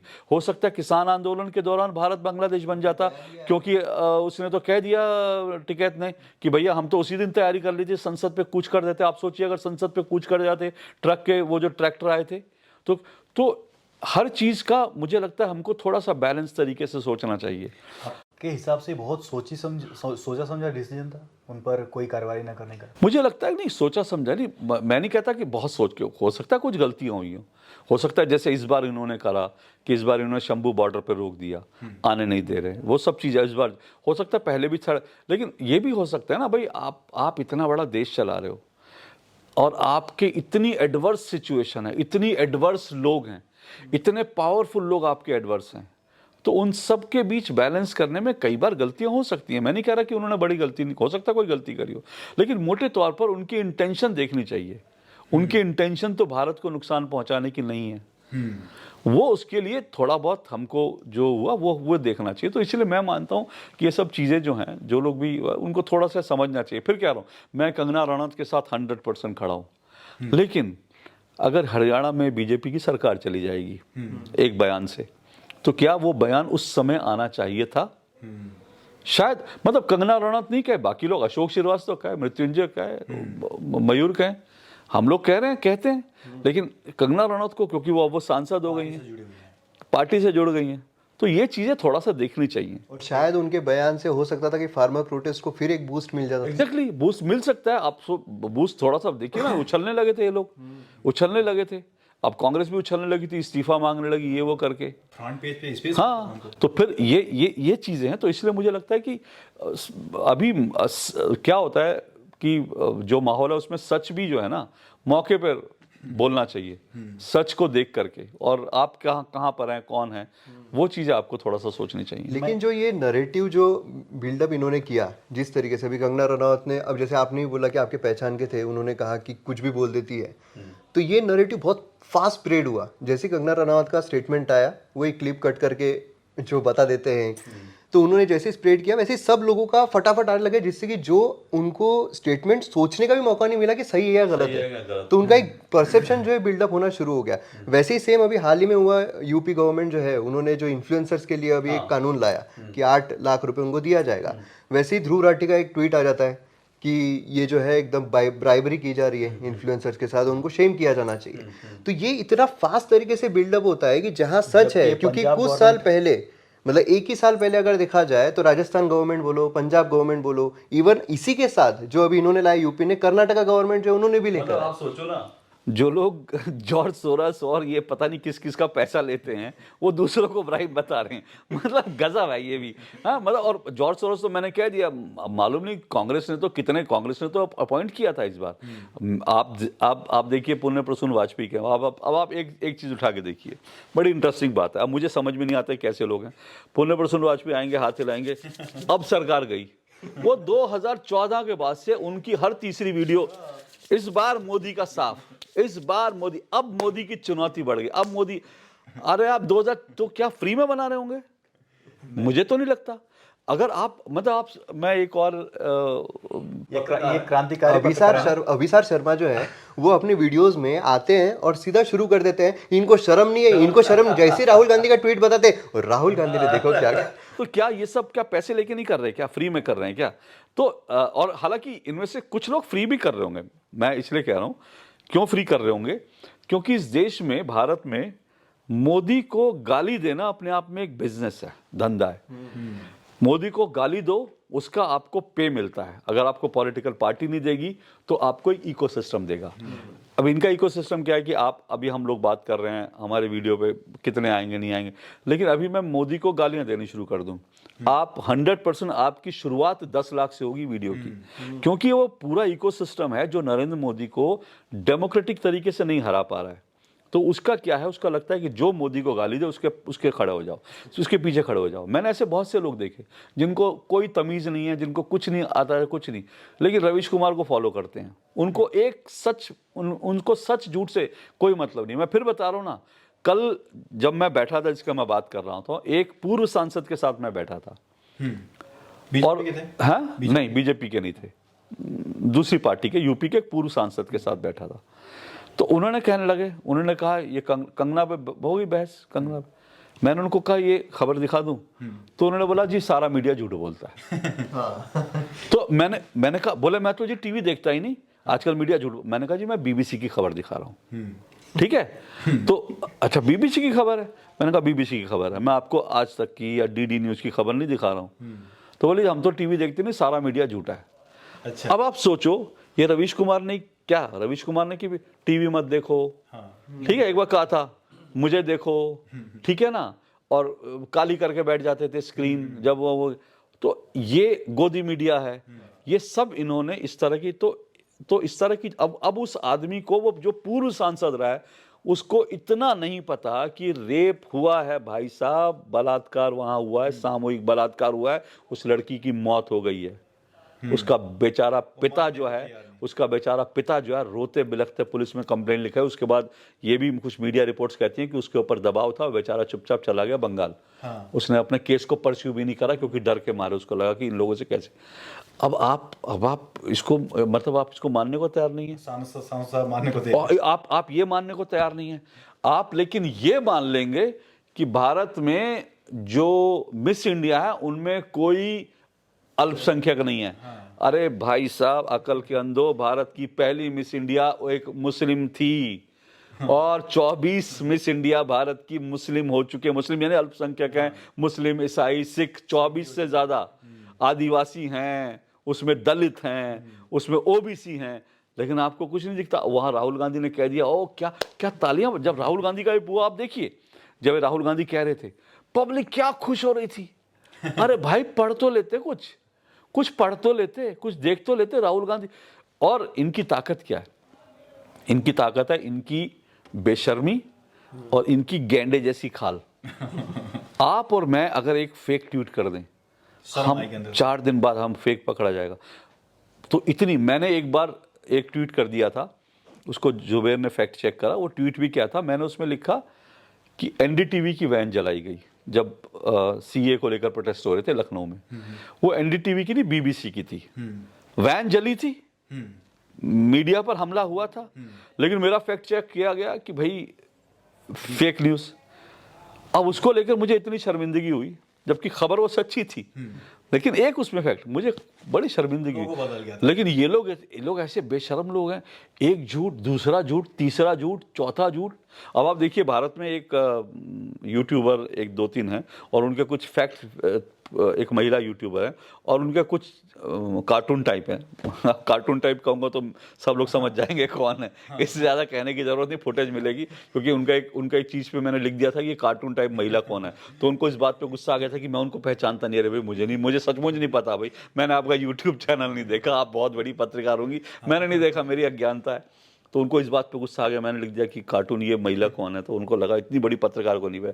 खैर, तो उनके गेस्ट हैं कुछ फिक्स। अब उनके आप 8-10 वीडियो जो है ना, 2 चुनाव के बाद से देखने लगी है। चुनाव में उनका क्या नैरेटिव था? चुनाव में कहते थे इस बार मोदी गया, इस बार मोदी गया। मोदी तो 150 सीटों पे सिमट गया, कांग्रेस आ रही है, राहुल आ रहे। चुनाव से पहले जैसे चुनाव नतीजे आए, मोदी 240 पे तो पहुंच गया है, लेकिन 80 सीटों में गड़बड़ी से पहुंचा है। ठीक है, 80 सीटों में इन्होंने ईवीएम। फिर उसके बाद मोदी मुख्य प्रधानमंत्री नहीं बन पाएगा, क्योंकि मोदी को सपोर्ट ही नहीं मिलेगा, कोई सपोर्ट नहीं करेगा। चंद्रबाबू नायडू ने मना कर दिया, और इसने मना कर दिया, नीतीश कुमार ने मना कर, साफ दरवाजे बंद कर दिए। चंद्रबाबू नायडू ने इनके वीडियो वैसे दरवाजा दिखा दिया अमित शाह को, अमित शाह उठ के चला गया, फोन नहीं उठाया। अब ये इनके सारे वीडियो, फोन नहीं उठाया। तो क्या माहौल बना है कि 240 आ गई, सरकार फिर भी नहीं बनेगी। उसके बाद जब सरकार बन जाती है, दोनों का सपोर्ट हो जाता है, फिर ये कहते हैं कि ये सरकार बजट तक चलेगी। बजट में इनको कुछ नहीं मिलेगा, बजट के बाद सरकार गिरी। ठीक है, अब बजट आ गया, बजट चला गया, कुछ नहीं हुआ। उसके बाद भाई साहब ने बेशर्मी से अगला ट्वीट कर दिया कि ये 15 अगस्त तक की सरकार है। 15 अगस्त को लोग इंतजार कर रहे हैं कि ये भाषण क्या देंगे। अगर इन्होंने सेकुलरवाद पर इस सब पे नहीं बोला तो अब की सरकार गई। 15 अगस्त का भाषण खत्म हो गया, अभी भी है। अब अगला कुछ और लाएंगे। अगला तो ये कैसे, मतलब मुझे लगता है, और मतलब ये लोग तो जाहिल हैं, और ये लोग चलो मान लो पैसे के लिए कर रहे हैं, ये लोग मोदी से नफरत के चलते कर रहे हैं, भैया इनके जो फॉलोअर हैं वो कैसे जाहिल लोग हैं कि उनका एक झूठ, दूसरा झूठ, तीसरा झूठ, चौथा झूठ, कितने झूठ आप देखोगे भाई, कितने झूठ आप सह सकते हो। मतलब वो आदमी रोज आकर अपना YouTube बनाकर वो रोज आपको जूता लगा रहा है कि तुम देखो बेवकूफ हो, आप उसका लाइक दबा रहे, टन वो जूता मार रहा है कि तुम बेवकूफ हो, घंटी बजाओ। उसके बाद वो दोबारा आता है, फिर दोबारा जूता मारता है, कहता है घंटी बजाओ, आप घंटी बजाओ, फिर तीसरी बार आता है, फिर जूता मारता है, आप रोज उसके जूते खा रहे हो और ताली बजा रहे हो, हाँ, और आप कह रहे हो बड़े खुश हो रहे हो। वो आपको रोज जूता मारा, रोज आपके सामने झूठ परोस रहा है, रोज आपको गलत जानकारी दे रहा है, आप टन टन टन उसकी घंटी बजा रहे हो। जैसे आपने अभी राइट विंग के बारे में बोला कि वो एक इकोसिस्टम बनी नहीं है, जैसे कि लेफ्ट विंग वालों की प्रॉपर इकोसिस्टम है जो सब साथ में मिलके काम कर रहे हैं। तो ये इकोसिस्टम टूटने की वजह से या फिर सेग्रीगेटेड होने की वजह से जो एक नैरेटिव है जो सही तरीके से पहुंचना चाहिए था, काउंटर होना चाहिए था लेफ्ट विंग का, वो नहीं हो पा रहा है। अब यही चीज को अगर हम जाति जनगणना जो है इससे जोड़े तो क्या ये इस पे भी बैठता है कि जब वही चीज टुकड़ों में है तो वो सही तरीके से बिल्डअप नहीं हो पा रहा है, तो जातियों में अगर तोड़ा जाए तो देश भी टूट सकता है। मतलब ये जो जाति के नाम पे किया जा रहा है, क्या सिर्फ ये सत्ता पाने के लिए किया जा रहा है, वोट बैंक के इससे किया जा रहा है, या पूरे देश को डुबाने के लिए किया जा रहा है? देखिए क्या है कि कांग्रेस को समझ आ गया कि भाई जातियों के आधार पर तोड़ा जा सकता है हिंदुत्व का वो वोट जो है बीजेपी ने किया। तो अब राहुल गांधी क्या कोशिश कर रहे हैं, राहुल गांधी कोशिश कर रहे हैं वो जो बीजेपी का 36-37% जो इंटैक्ट वोटर है वो तो हिंदू वोटर है ना, उसमें कोई मुस्लिम वो नहीं है, बाकी कुछ हो, तो हिंदू प्योर वोटर है। तो उनका पूरा फॉर्मूला है कि 37% वोट जो बीजेपी का इसको बांट दो तो बीजेपी कमज़ोर हो जाएगी। कांग्रेस भले ही 125 ले 150 ले, उससे मतलब नहीं है, वो जितनी भी लेगी मिला जुला के लोग सरकार बना लेंगे। तो अल्टीमेटली नुकसान तो देश का है ही, अगर देश में इस तरह की सरकार होगी तो फिर वो नुकसान है। लेकिन वो सीधा सीधा जीत का फॉर्मूला, विनिंग फार्मूला है कि हिंदुओं को बांट दो। अब इसीलिए राहुल गांधी ने हिंदुओं को हिंसक भी कहा। मैं बड़ा सोचा, उसके बाद मैंने ये इस पर पहुंचा। तो राहुल गांधी ने बड़ा सोच समझ के कहा कि हिंदू जो है हिंसक होता है, फिर उन्होंने कह दिया कि बीजेपी का हिंदू हिंसक होता है। तो उसके पीछे सोच क्या है कि जो बीजेपी का 36-37% जो हिंदू वोटर है उनमें से 5-10% ये सोचने लगे कि यार बीजेपी का हिंदू हिंसक होता है, मैं हिंसक नहीं हूँ, क्योंकि वो सेकुलरवाद का कीड़ा लगा, इंजेक्शन दिया गया है। तो जिस दिन हाँ, तो वो डिटैच हो, तो वो डिटैचमेंट के लिए, वो तोड़ने के लिए कि एक तरफ आपने जातियों के नाम पे अपने साथ कुछ लोगों को जोड़ लिया और बीजेपी का 37% काट दिया, मुस्लिम जो है आपका जो 15-20% है उसको आप एक साथ लाओ, तो आपका एक विनिंग फार्मूला बन जाता है। तो वो उसी पर काम करते हैं। तो राहुल गांधी का तो ये है, और ये मैं मानता हूँ देश के लिए खतरनाक है, क्योंकि मैं आपको सही बताऊं, ठीक है, मैं आरक्षण को मैं मानता हूँ, आरक्षण को लेकर आज बहुत कुछ गलतियाँ होती हैं, बहुत कुछ राजनीति होती है, और आरक्षण अब एक ऐसी मुकाम पर चीज़ें पहुंच गई हैं कि जैसे मैंने कंगना रनौत को लेकर का, आरक्षण को लेकर कोई सच नहीं बोल सकता इस देश में। बोलेगा तो उसको जूते पड़ेंगे। सुप्रीम कोर्ट ने भी बोला था, क्या अंजाम हुआ आपने देख लिया। सुप्रीम कोर्ट ने जो कहा था गलत नहीं कहा था कि जो पिछड़ी जातियों में भी पिछड़ियाँ उनका, लेकिन वो नहीं। तो आरक्षण को लेकर कोई, लेकिन मैं आपको एक बात सिर्फ अपना बात बता रहा हूँ। जब मैं कॉलेज में था, जब मंडल कमीशन आया था, उससे पहले हम लोग कॉलोनी के 5-7 दोस्त थे, हमको पता भी नहीं था, हमारे लोगों में एक लड़का जो है वो दलित भी सफाई कर्मचारी परिवार से था। अच्छा। हमको नहीं पता था, हम उसके घर में जाते थे, उसके घर में खाते थे, वो हमारे घर। द मोमेंट मंडल कमीशन जब आया तब पहली बार हमको एहसास हुआ कि हम दोस्तों में जातियां किसकी कौन सी हैं। उससे पहले हमको नहीं पता था कौन से, हम सोचते ही नहीं थे, हम तो शहरों में रहने वाले। मैंने इस पर नवारा टाइम्स में उस समय मैंने आर्टिकल भी लिखा था, वो नवारा टाइम्स में छपा भी था। उस समय पहली बार मुझे एहसास हुआ कि मेरी जाति क्या है, उससे पहले हमने कभी नहीं सोचा था। तो ये सारा खेल जो है जाति में बांटने का, ये सारा ये रहता है। तो आज राहुल गांधी इसी तरह से जातियों में बांटने का, और उसका एक फ़ायदा राहुल गांधी को और मिला, क्योंकि राहुल गांधी अब जातियों को बांट रहे हैं। तो उससे क्या कि जो जातिवादी नेता जो एक्चुअल में थे, चाहे वो अखिलेश यादव हों या वो तेजस्वी हों, राहुल गांधी ने उनको वो कर दिया, उनको ओवरटेक कर लिया। अब वो राहुल गांधी सबसे बड़े जातिवादी नेता हो गए। अब यादव भी सोचेगा यार जातिवादी सबसे बड़ा तो उसका बिहार का भी सोचेगा यार नेता तो रहा, तो तेजस्वी यादव और अखिलेश यादव को भी झक मार के राहुल गांधी के पीछे खड़ा होना पड़ेगा। तो ये सारी चीज़ है। लेकिन एक चीज़ और है, जो आपने इकोसिस्टम की बात की ना, उसमें मैं एक बात मानता हूँ। इसको आप ऐसे समझिए, इसको समझने का बड़ा आसान सा तरीका है। उन लोगों के पास एक शब्द बड़ा पॉपुलर है आजकल, उन लोगों के पास एक टूल किट है, वो टूल किट से चलते हैं। टूल किट क्या होती है? हमने आज तय किया कि आज अशोक श्रीवास्तव को टारगेट करना है, उनके यहाँ से टूल किट बनेगी और वो सब जगह जाएगी। और उसके बाद मोहम्मद जुबैर से लेकर, उसके बाद जो ध्रुव राठी से लेकर और अरफा खानम से लेकर, उसके बाद प्रेस क्लब से लेकर, और उसके बाद सारे लोग जो हैं वो एक ही काम करेंगे, प्रिंट वायर क्विंट सब एक काम करेंगे। वो उनका टूल किट है। हमारे पास टूल हैं, हमारे पास किट नहीं है। टूल है हमारे पास, आप काम कर रहे हो, मैं बड़े बड़े सारे नेशनलिस्ट हैं देश के लिए कर रहे हैं, अजीत भारती काम कर रहे हो सब, लेकिन कोई टूल किट नहीं है कि हम लोगों के बीच ऐसा कोई कोऑर्डिनेशन नहीं है कि हम लोगों ने आज सोचा कि भाई अच्छा ये आदमी जो है इसने आज जो बोला ये देश के लिए खतरनाक है, चलो मिल के इसको अटैक करेंगे। वो चीज़ नहीं है। तो इसलिए हमारे पास टूल है, हमारे पास टूल किट नहीं है। उनके पास टूल किट है, इसलिए उनका इकोसिस्टम जो है वो इको करता है, और बाकी उनके पास विदेशों से आने वाली फंडिंग है। एक राहुल गांधी जब भी कहीं जाते हैं, छोटे छोटे पत्रकार या रिपोर्टर जो गरीब परिवार से आते हैं प्रश्न करते हैं, पर्सनल अटैक करते हैं, जबकि उनका एक काम है प्रश्न करना। जो बड़े बड़े पत्रकार, जो देश के माने जाने पत्रकार जैसे आप हो गए, अर्नब गोस्वामी हो गए, तो उनको बहिष्कार किया जाता है। 14 पत्रकारों को बहिष्कार किया गया था।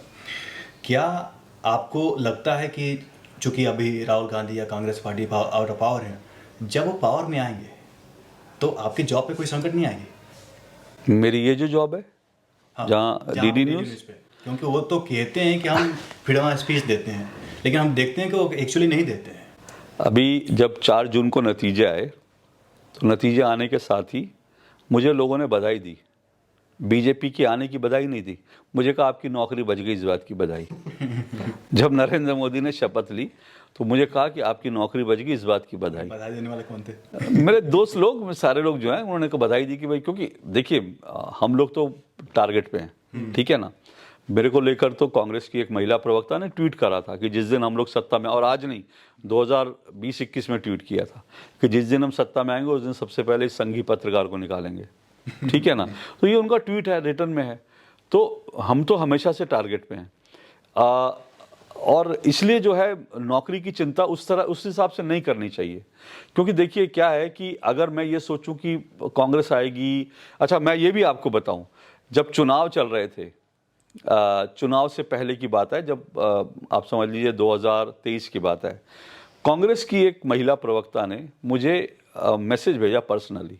एक बार वो डिबेट में आई थी, बैन होने से पहले की बात है, तो उन्होंने मुझे एक मैसेज भेजा पर्सनली कि अशोक जी अब माहौल बदल रहा है, थोड़ा बैलेंस हो जाइए, ठीक है। तो मैंने उनसे थ्रेट था, हाँ वो ये सोचने वाली बात है, वो मैसेज आया थ्रेट था। तो मैंने उनको जवाब दिया, मैंने कहा मतलब बैलेंस होने का मतलब क्या होता है।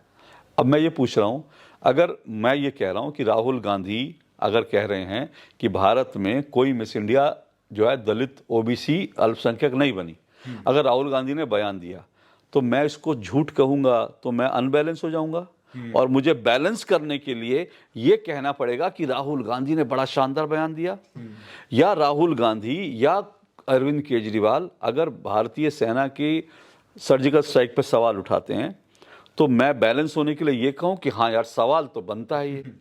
अगर अगर अगर राहुल गांधी या फिर विपक्ष के नेता कोई भी, या फिर उमर अब्दुल्ला ये कहें कि 370 की कश्मीर में वापसी के ऊपर देश में विचार होना चाहिए, तो क्या मैं बैलेंस होने के लिए ये कहूं कि हाँ 370 बड़ी अच्छी चीज़ थी, जबकि उस 370 को बाबा साहब भीमराव अंबेडकर ने संविधान के विरुद्ध माना था, ठीक है। संविधान बनाने वालों ने कहा था ये एक टेम्परेरी व्यवस्था है। संविधान की व्याख्या करने वाली सुप्रीम कोर्ट ने क्या कहा कि ये संवैधानिक नहीं है, इसको राष्ट्रपति को हटाने का हक है, ये संवैधानिक एकीकरण में बाधा पहुंचाती है।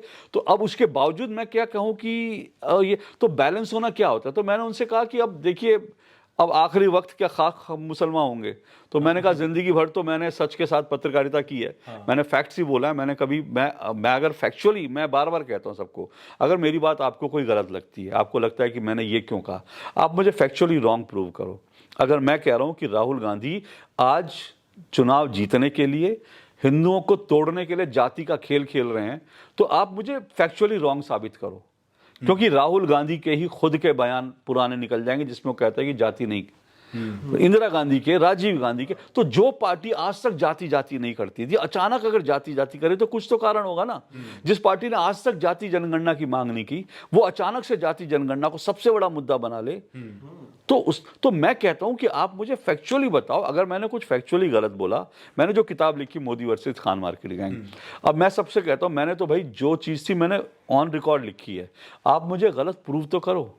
आप मेरे पास आओ ना, कोई आओ। मैंने वहां पे उसमें ध्रुव राठी के बारे में लिखा, मैंने उसमें रवीश कुमार के बारे में लिखा, मैंने उसमें टेलीग्राफ के बारे में लिखा, मैंने उसमें बीबीसी के बारे में लिखा, मैंने उसमें जो फ्रीडम इंडेक्स बनाते हैं, ये हैप्पीनेस इंडेक्स बनाते हैं, मैंने इन सब के बारे में लिखा। ये दुनिया की बड़ी बड़ी ताकतें हैं। अरे कोई आदमी आओ, मुझ पर केस कर दो ना कि मैंने गलत बोला। आप मुझे फैक्चुअली गलत साबित करो। जिस दिन आप मुझे फैक्चुअली गलत साबित कर दोगे, उस दिन मैं बैलेंस होने की कोशिश करूंगा। आज तो मैं जो कह रहा हूं मैं फैक्चुअली आपके सामने रख रहा हूं। ये लोग कहते हैं 700 किसान मार दिए, मैं कहता हूं फैक्चुअली आप गलत कह रहे हो, और मैं फैक्चुअली ये साबित कर रहा हूं कि 700 किसान की आपकी थ्योरी गलत है। 3 या 4 मरे थे। सिर्फ दो, और वो भी जो 2 थे वो कैसे, उनमें उन 2 लोगों ने आत्महत्या की थी, वरना एक भी किसान जो घटना स्थल पे थे वहां पे नहीं, किसी की मौत नहीं हुई थी। मारे जरूर थे, हैं? मारे थे वो मारे थे, वो तो लखबीर सिंह है जिसको मारा गया था। तो 700 किसान की थ्योरी, मेरे पास इतनी मोटी लिस्ट है उन किसानों की, जिसमें इन किसान संगठन आंदोलन वालों ने बनाई, जिसमें लिखा है कि नाम लिखा है, कैसे मरे पता नहीं, कहाँ मरे पता नहीं, लिस्ट में डाल दिया। तो ये फर्जी लिस्ट है। तो मैं कह रहा हूं, मैं तो फैक्चुअली कह रहा हूं कि वो लिस्ट फर्जी है। आप आओ ना, साबित करो। तो आप फैक्ट्स पे बात करो भाई। अशोक श्रीवास्तव को आप फैक्ट्स पे चैलेंज करोगे, अशोक श्रीवास्तव आपसे हार स्वीकार करने को तैयार है। फैक्ट्स पे बात नहीं करते, एक क्वेश्चन आप इनसे कर दूं, इनको बर्दाश्त नहीं होता। इनको बर्दाश्त नहीं होता। मैं अगर सवाल कर दूं तो राहुल गांधी को बड़ा गुस्सा आता है। और हो क्या गया, देखिए राहुल गांधी की ना एक छवि, राहुल गांधी की क्या है कि राहुल गांधी को कांग्रेस का मीडिया सेल इस वक्त बहुत अच्छा काम कर रहा है, ये बात मानने वाली, बहुत स्ट्रांग है। वो स्ट्रांग ऐसे है कि वो एक चाहे फेक नैरेटिव बनाए, वो नैरेटिव बना देता है, ठीक है। दूसरी बात, उन्होंने राहुल गांधी की एक छवि बनाई है ना, वो छवि गढ़ी गई है। अब वो छवि क्या कर दी, Rahul Gandhi angry young man है, डोले शोले दिखाते हैं सफ़ेद टी शर्ट पहन के, उनको लगता है Rahul Gandhi angry young man, तो छवि बना दी है। वो सोशल मीडिया में बने, राहुल गांधी चल रहे हैं। अब वो राहुल गांधी चल रहे हैं भारत जोड़ो यात्रा में, कहीं भी चल रहे हैं, तो वो चल रहे हैं, वो तो चल रहे हैं। लेकिन जब उसको स्लो मोशन में आप ऐसे फिल्मी अंदाज में, तो वो ट्रेन से उतर, तो वो उस तरह से जो, तो वो क्या होता है, एक इम्पैक्ट होता है। तो वो फिल्मी अंदाज में राहुल गांधी की छवि बनाई गई है। वो ठीक है, पार्टी है, पार्टी को हक है। अब उसी में ये राहुल गांधी की छवि ये भी बनाई कि एंग्री यंग मैन है। अब उस एंग्री यंग मैन में इसीलिए राहुल गांधी किसी पत्रकार से उसकी जाति पूछनी है तो ये भी कह सकते हो कि भैया अपनी जाति बताओ। राहुल गांधी पहले ऐसी बात करते थे, आप देखिए कि भैया देखो मेरी तो जेब फटी है, मेरे पास तो पैसे ही नहीं है ना। आज तो कुर्ता भी नहीं होता, फटी जेब भी नहीं होती, टी शर्ट होती है। तो अब वो ऐसे भी पूछ सकते थे कि जाति बताओ, लेकिन वो कैसे जाति बताओ, जाति बताओ, जाति। तो क्या वो गढ़ कि भाई राहुल गांधी की एंग्री यंग मैन लगना चाहिए, है ना। तो वो सलीम जावेद की स्क्रिप्ट लिखी गई है जैसे अमिताभ बच्चन के लिए। सर उस टाइम पे जब पहले पोलियो के ऐड करते थे एकदम विनम्र प्रकार से करते थे, तब पोलियो का असर नहीं हुआ। फिर उसके बाद जब वो एंग्री तो वो एक छवि, तो इसलिए वो एंग्री यंग मैन के तौर पे। और इसीलिए अब सवाल पूछने वाली आप बात करें तो भाई वो हमारे जैसे तो छोड़ दीजिए, हम तो ना 3 में ना 13 में, बेचारी मौसमी जो आज तक की रिपोर्टर थी, राहुल गांधी के साथ उस मौसमी ने, उसने राहुल गांधी की भारत जोड़ो यात्रा में बेचारी कितनी किलोमीटर पैदल चल चल के उसने दुनिया भर में राहुल गांधी की भारत जोड़ो यात्रा दिखाई। अब वो मौसमी ने जब एक सवाल पूछ लिया राहुल गांधी ने, तो उसने कह दिया कि बीजेपी का बिल्ला लगा लो। तो अब बाकी हम लोग तो ना 3 में ना 13 में। बोल रहा हूँ कि इनको तो बर्दाश्त नहीं होता है। आप एक प्रश्न कर दीजिए तो क्या आपका जॉब बर्दाश्त होगा? क्या आपको जॉब? नहीं, वो आप तय मानिए। जैसे डिफरेंस, जैसे आपको डिफरेंस पता है 2014 के पहले का और बाद का डिफरेंस आपको पता है, तो मोदी को तो जैसे डिक्टेटर बोला जाता है कि वो तो डिक्टेटर है, उनके खिलाफ अगर कोई भी बोले तो उनको तो निकाल देंगे, बर्दाश्त नहीं होगा। तो क्या डिफरेंस है एक्चुअल में, कैसे आप डिफरेंशिएट करते हैं कि पहले क्या था और अब लिबरल है या फिर? पहले, फिर कहता हूँ, पहले जो मैं दूरदर्शन में था, मुझे 22 साल हुए, पहले दूरदर्शन में विपक्ष को नहीं बुलाया जाता था, अब हम विपक्ष को बुलाते हैं। अच्छा, 2014 के पहले बुलाया नहीं जाता था? 2016 से पहले, 2016 में मैंने दो टूक नाम से प्रोग्राम शुरू किया। उससे पहले मैं सबको दोबारा ये अगेन मैं कहता हूँ फैक्चुअली चेक कर लीजिए, चैलेंज करता हूँ, 2016 से पहले विपक्ष को दूरदर्शन पर नहीं बुलाया जाता था, सिर्फ इलेक्शन के दिनों में बुलाया जाता था, क्योंकि इलेक्शन के दिनों में दूरदर्शन की मॉनिटरिंग इलेक्शन कमीशन करता है। हाँ, तो इलेक्शन के दिनों में बुलाया जाता था। और एक बार प्रयास हुआ था जब मनीष तिवारी आईएनबी मिनिस्टर थे, उन्होंने एक बार प्रयास किया था कि उन्होंने सोचा कि कुछ ऐसा करते हैं कि प्राइम टाइम में विपक्ष को भी बुलाएं, और वो प्रयास करीब 1-1.5 महीने 2 महीने चला वो प्रयास। लेकिन उस दिन एक दिन बीजेपी का एक कार्यकर्ता, बीजेपी का एक नेता आता है और उसने दूरदर्शन के स्टूडियो में बैठ करके सोनिया गांधी के लिए कुछ कहा। अगले दिन से वो प्रयोग डब्बे में बंद कर दिया गया, अगले दिन से विपक्ष को बुलाना बंद कर दिया गया। ठीक है, तो ये उन लोगों क्या दरिया दिली थी, उन लोगों की सहिष्णुता थी जिनको सहिष्णु कहते हैं। ये लोग तो ये तो तानाशाही हुई ना कि सोनिया गांधी के खिलाफ बोल दिया तो आप पूरा वही। आज क्या होता है, आज तो हम लोग तो मेरे प्रोग्राम में कितनी बार नरेंद्र मोदी को फेंकू, नरेंद्र मोदी के लिए जो है जुमलेबाज, नरेंद्र मोदी अडानी का दोस्त, अडानी को देश दे बेची दे, ये सब नरेंद्र मोदी के लिए बोल के जाते हैं। हमने तो आज तक बंद नहीं किया, तो तानाशाह कौन हुआ? तानाशाह कौन हुआ, सवाल ये है। तो फिर गोदी मीडिया जो ये बोलते हैं, वो ये असली गोदी मीडिया ये लोग हैं। मैं फिर कह रहा हूँ, अब आप जितना, मैं तो इस पर लंबा बोल सकता हूँ, लेकिन क्योंकि हम लोग काफ़ी समय से बात कर रहे हैं, इसलिए मैं असली गोदी मीडिया इस देश का एनडीटीवी असली गोदी मीडिया है। कांग्रेस की गोदी में पला, कांग्रेस सरकार थी, उसने गोदी में पाला। तो प्रेसिडेंट के ऑफिस में हाँ, प्रेसिडेंट के ऑफिस नहीं, प्राइम मिनिस्टर के घर पे लॉन्च होता है, प्रेसिडेंट के हाउस में जो है वो अपना ऑडिटोरियम में अपना प्रोग्राम करते हैं। तो गोदी मीडिया तो वो था इस देश का। अगर सबसे बड़े गोदी पत्रकार कोई हैं, जो पहले गोदी पत्रकार हैं देश के, मतलब इनिशियली, तो वो गोदी चैनल एनडीटीवी, गोदी चैनल का मालिक प्रणव राय, शुरुआती देश के गोदी मीडिया और पत्रकार वो राजदीप सरदेसाई, बरखा दत्त, एनडीटीवी के लोग थे, ये जो रवीश कुमार, ये भारत के रियल असली गोदी मीडिया है, सबसे पहले वाले गोदी मीडिया हैं। कई बार आपने कहा कि डीडी न्यूज के जो रिसोर्सेस थे चुराया गया, पर एनडीटीवी को हाँ दिया गया। हाँ, और वो तो उसकी सीबीआई इंक्वायरी, उसके बाद सब चीज़ें, बहुत सारी चीज़ें हमारे यहाँ प्रकाश में नहीं आती, उसको लेकर तो पूरा किताबें लिखी गई हैं, कैसे यहाँ का रिसोर्स चोरी हुआ, कैसे यहाँ की चीज़ें चोरी होती थी, कैसे यहाँ पे सरकार अपनी फंडिंग उनके लिए करती थी। तो वो सब तो एक पूरा एनडीटीवी ऐसे ही खड़ा हुआ, कोई बोलने वाला नहीं था, पूरी सरकार उनकी थी, वो सरकार की गोदी में बैठे लोग थे, तो वो कोई कैसे बोलता उनके खिलाफ। यही आज सागरिका घोष हैं, इनके जो पिताजी थे वो यहाँ पे डीजी थे। अब आप सोच लीजिए, अब आप इनका नेक्सस देखिए, वो सागरिका घोष जो हैं, जो उनके पिताजी यहाँ पर उस समय डीजी थे, उस समय एनडीटीवी खड़ा होता है, और आज सागरिका घोष जो हैं कहाँ हैं, आज राजदीप सरदेसाई कहाँ हैं। तो ये सारा नेक्सस जो है, ये पूरा नेक्सस है। राजदीप सरदेसाई को आप कई बार बता चुके हैं कि आप आइडल मानते थे, उनके जैसा बनने का प्रयास करते थे, लेकिन आज राजदीप सरदेसाई की आलोचना। हाँ, तो क्या, जब सच्चाई पता चलती है, तो जैसे जब आंखें खुल जाती हैं, तो राजदीप सरदेसाई, स्टिंग ऑपरेशन, हाँ, राजदीप सरदेसाई ने जिस तरह से स्टिंग ऑपरेशन को दबाया, 2008 का वो स्टिंग ऑपरेशन चल जाता तो मनमोहन सिंह की सरकार 2008 में गिर जाती। 2009 में, उस समय मनमोहन सिंह नहीं होते, कोई और आप देश में देखते, वो पूरी सरकार गिर जाती। लेकिन 2008 का स्टिंग ऑपरेशन दबाया, उसके बाद राजदीप सरदेसाई को पद्मश्री मिलता है, और भी बहुत सारी डीलिंग हुई होगी, पद्मश्री तो दिखाई देता है, ये तो पब्लिक तो हाँ, ये तो पब्लिक है। तो ऐसी बहुत सारी डीलिंग जो under hand dealing, over hand dealing, ये सब चलती हैं। तो ये असली गोदी मीडिया, तो ये लोग इस तरह की चीज़ें, तो इसलिए मैं ऐसे व्यक्ति को कैसे अपना आइडल। और आज तो वो अपनी पत्नी की नौकरी बचाने के लिए क्या क्या नहीं करते, अपनी पत्नी की नौकरी बचाने के लिए आज वो किस किस तरह की, मतलब अब सोशल मीडिया पे आप चले जाइए, जब दिल्ली में बंद हुआ था तब उसका समर्थन कर रहे थे, शाहीन बाग में बंद हुआ था उसका समर्थन कर रहे थे, बंगाल में एक दिन बंद हुआ तो बीवी की नौकरी बचाने के लिए उस बंद को गाली देने लगे। तो हाँ, ऐसे लोगों को हम कैसे आइडल मान सकते हैं। अब नहीं मानते, पहले मानते हाँ, पहले पहले आंखें बंद थी। जब जवान थे आप अभी भी हैं। नहीं, जब मैं जवान की बात नहीं, जब मैं कह सकते हैं कि मेरे ज्ञान चक्षु नहीं खुले थे। जो अभी जो ये लोग क्या होता है कि जो लेफ्ट इकोसिस्टम है वो जो भी बोलती है, अगर उसके खिलाफ राइट विंग ने कुछ बोल दिया तो क्रेडिबिलिटी जो है उसकी वो खत्म कर देते, गोदी मीडिया, अंधभक्त, ये सब बोल के। लेकिन वही राइट विंग ने कुछ बोला, जैसे आपने कहा कि अगर कुछ गलती से गलत हो गया, फैक्चुअली इनकरेक्ट हो गया, तो वो पूरी इकोसिस्टम भिड़ जाती है, उसको पूरी तरीके से क्रेडिबिलिटी खत्म कर देती है। मतलब अगली बार अगर वो सच भी बोले तो भी लोग क्वेश्चन करते हैं। बिल्कुल। क्या यहाँ पर बीजेपी की भी गलती है कि राइट विंग को जो सपोर्ट मिलना चाहिए क्रेडिबिलिटी बढ़ाने, क्योंकि क्या होता है कोई भी एक नया इंसान है, उसकी क्रेडिबिलिटी तब तक नहीं बढ़ेगी जब तक क्रेडिबल इंसान उसको सपोर्ट ना करे। तो क्या यहाँ पर बीजेपी भी कम है?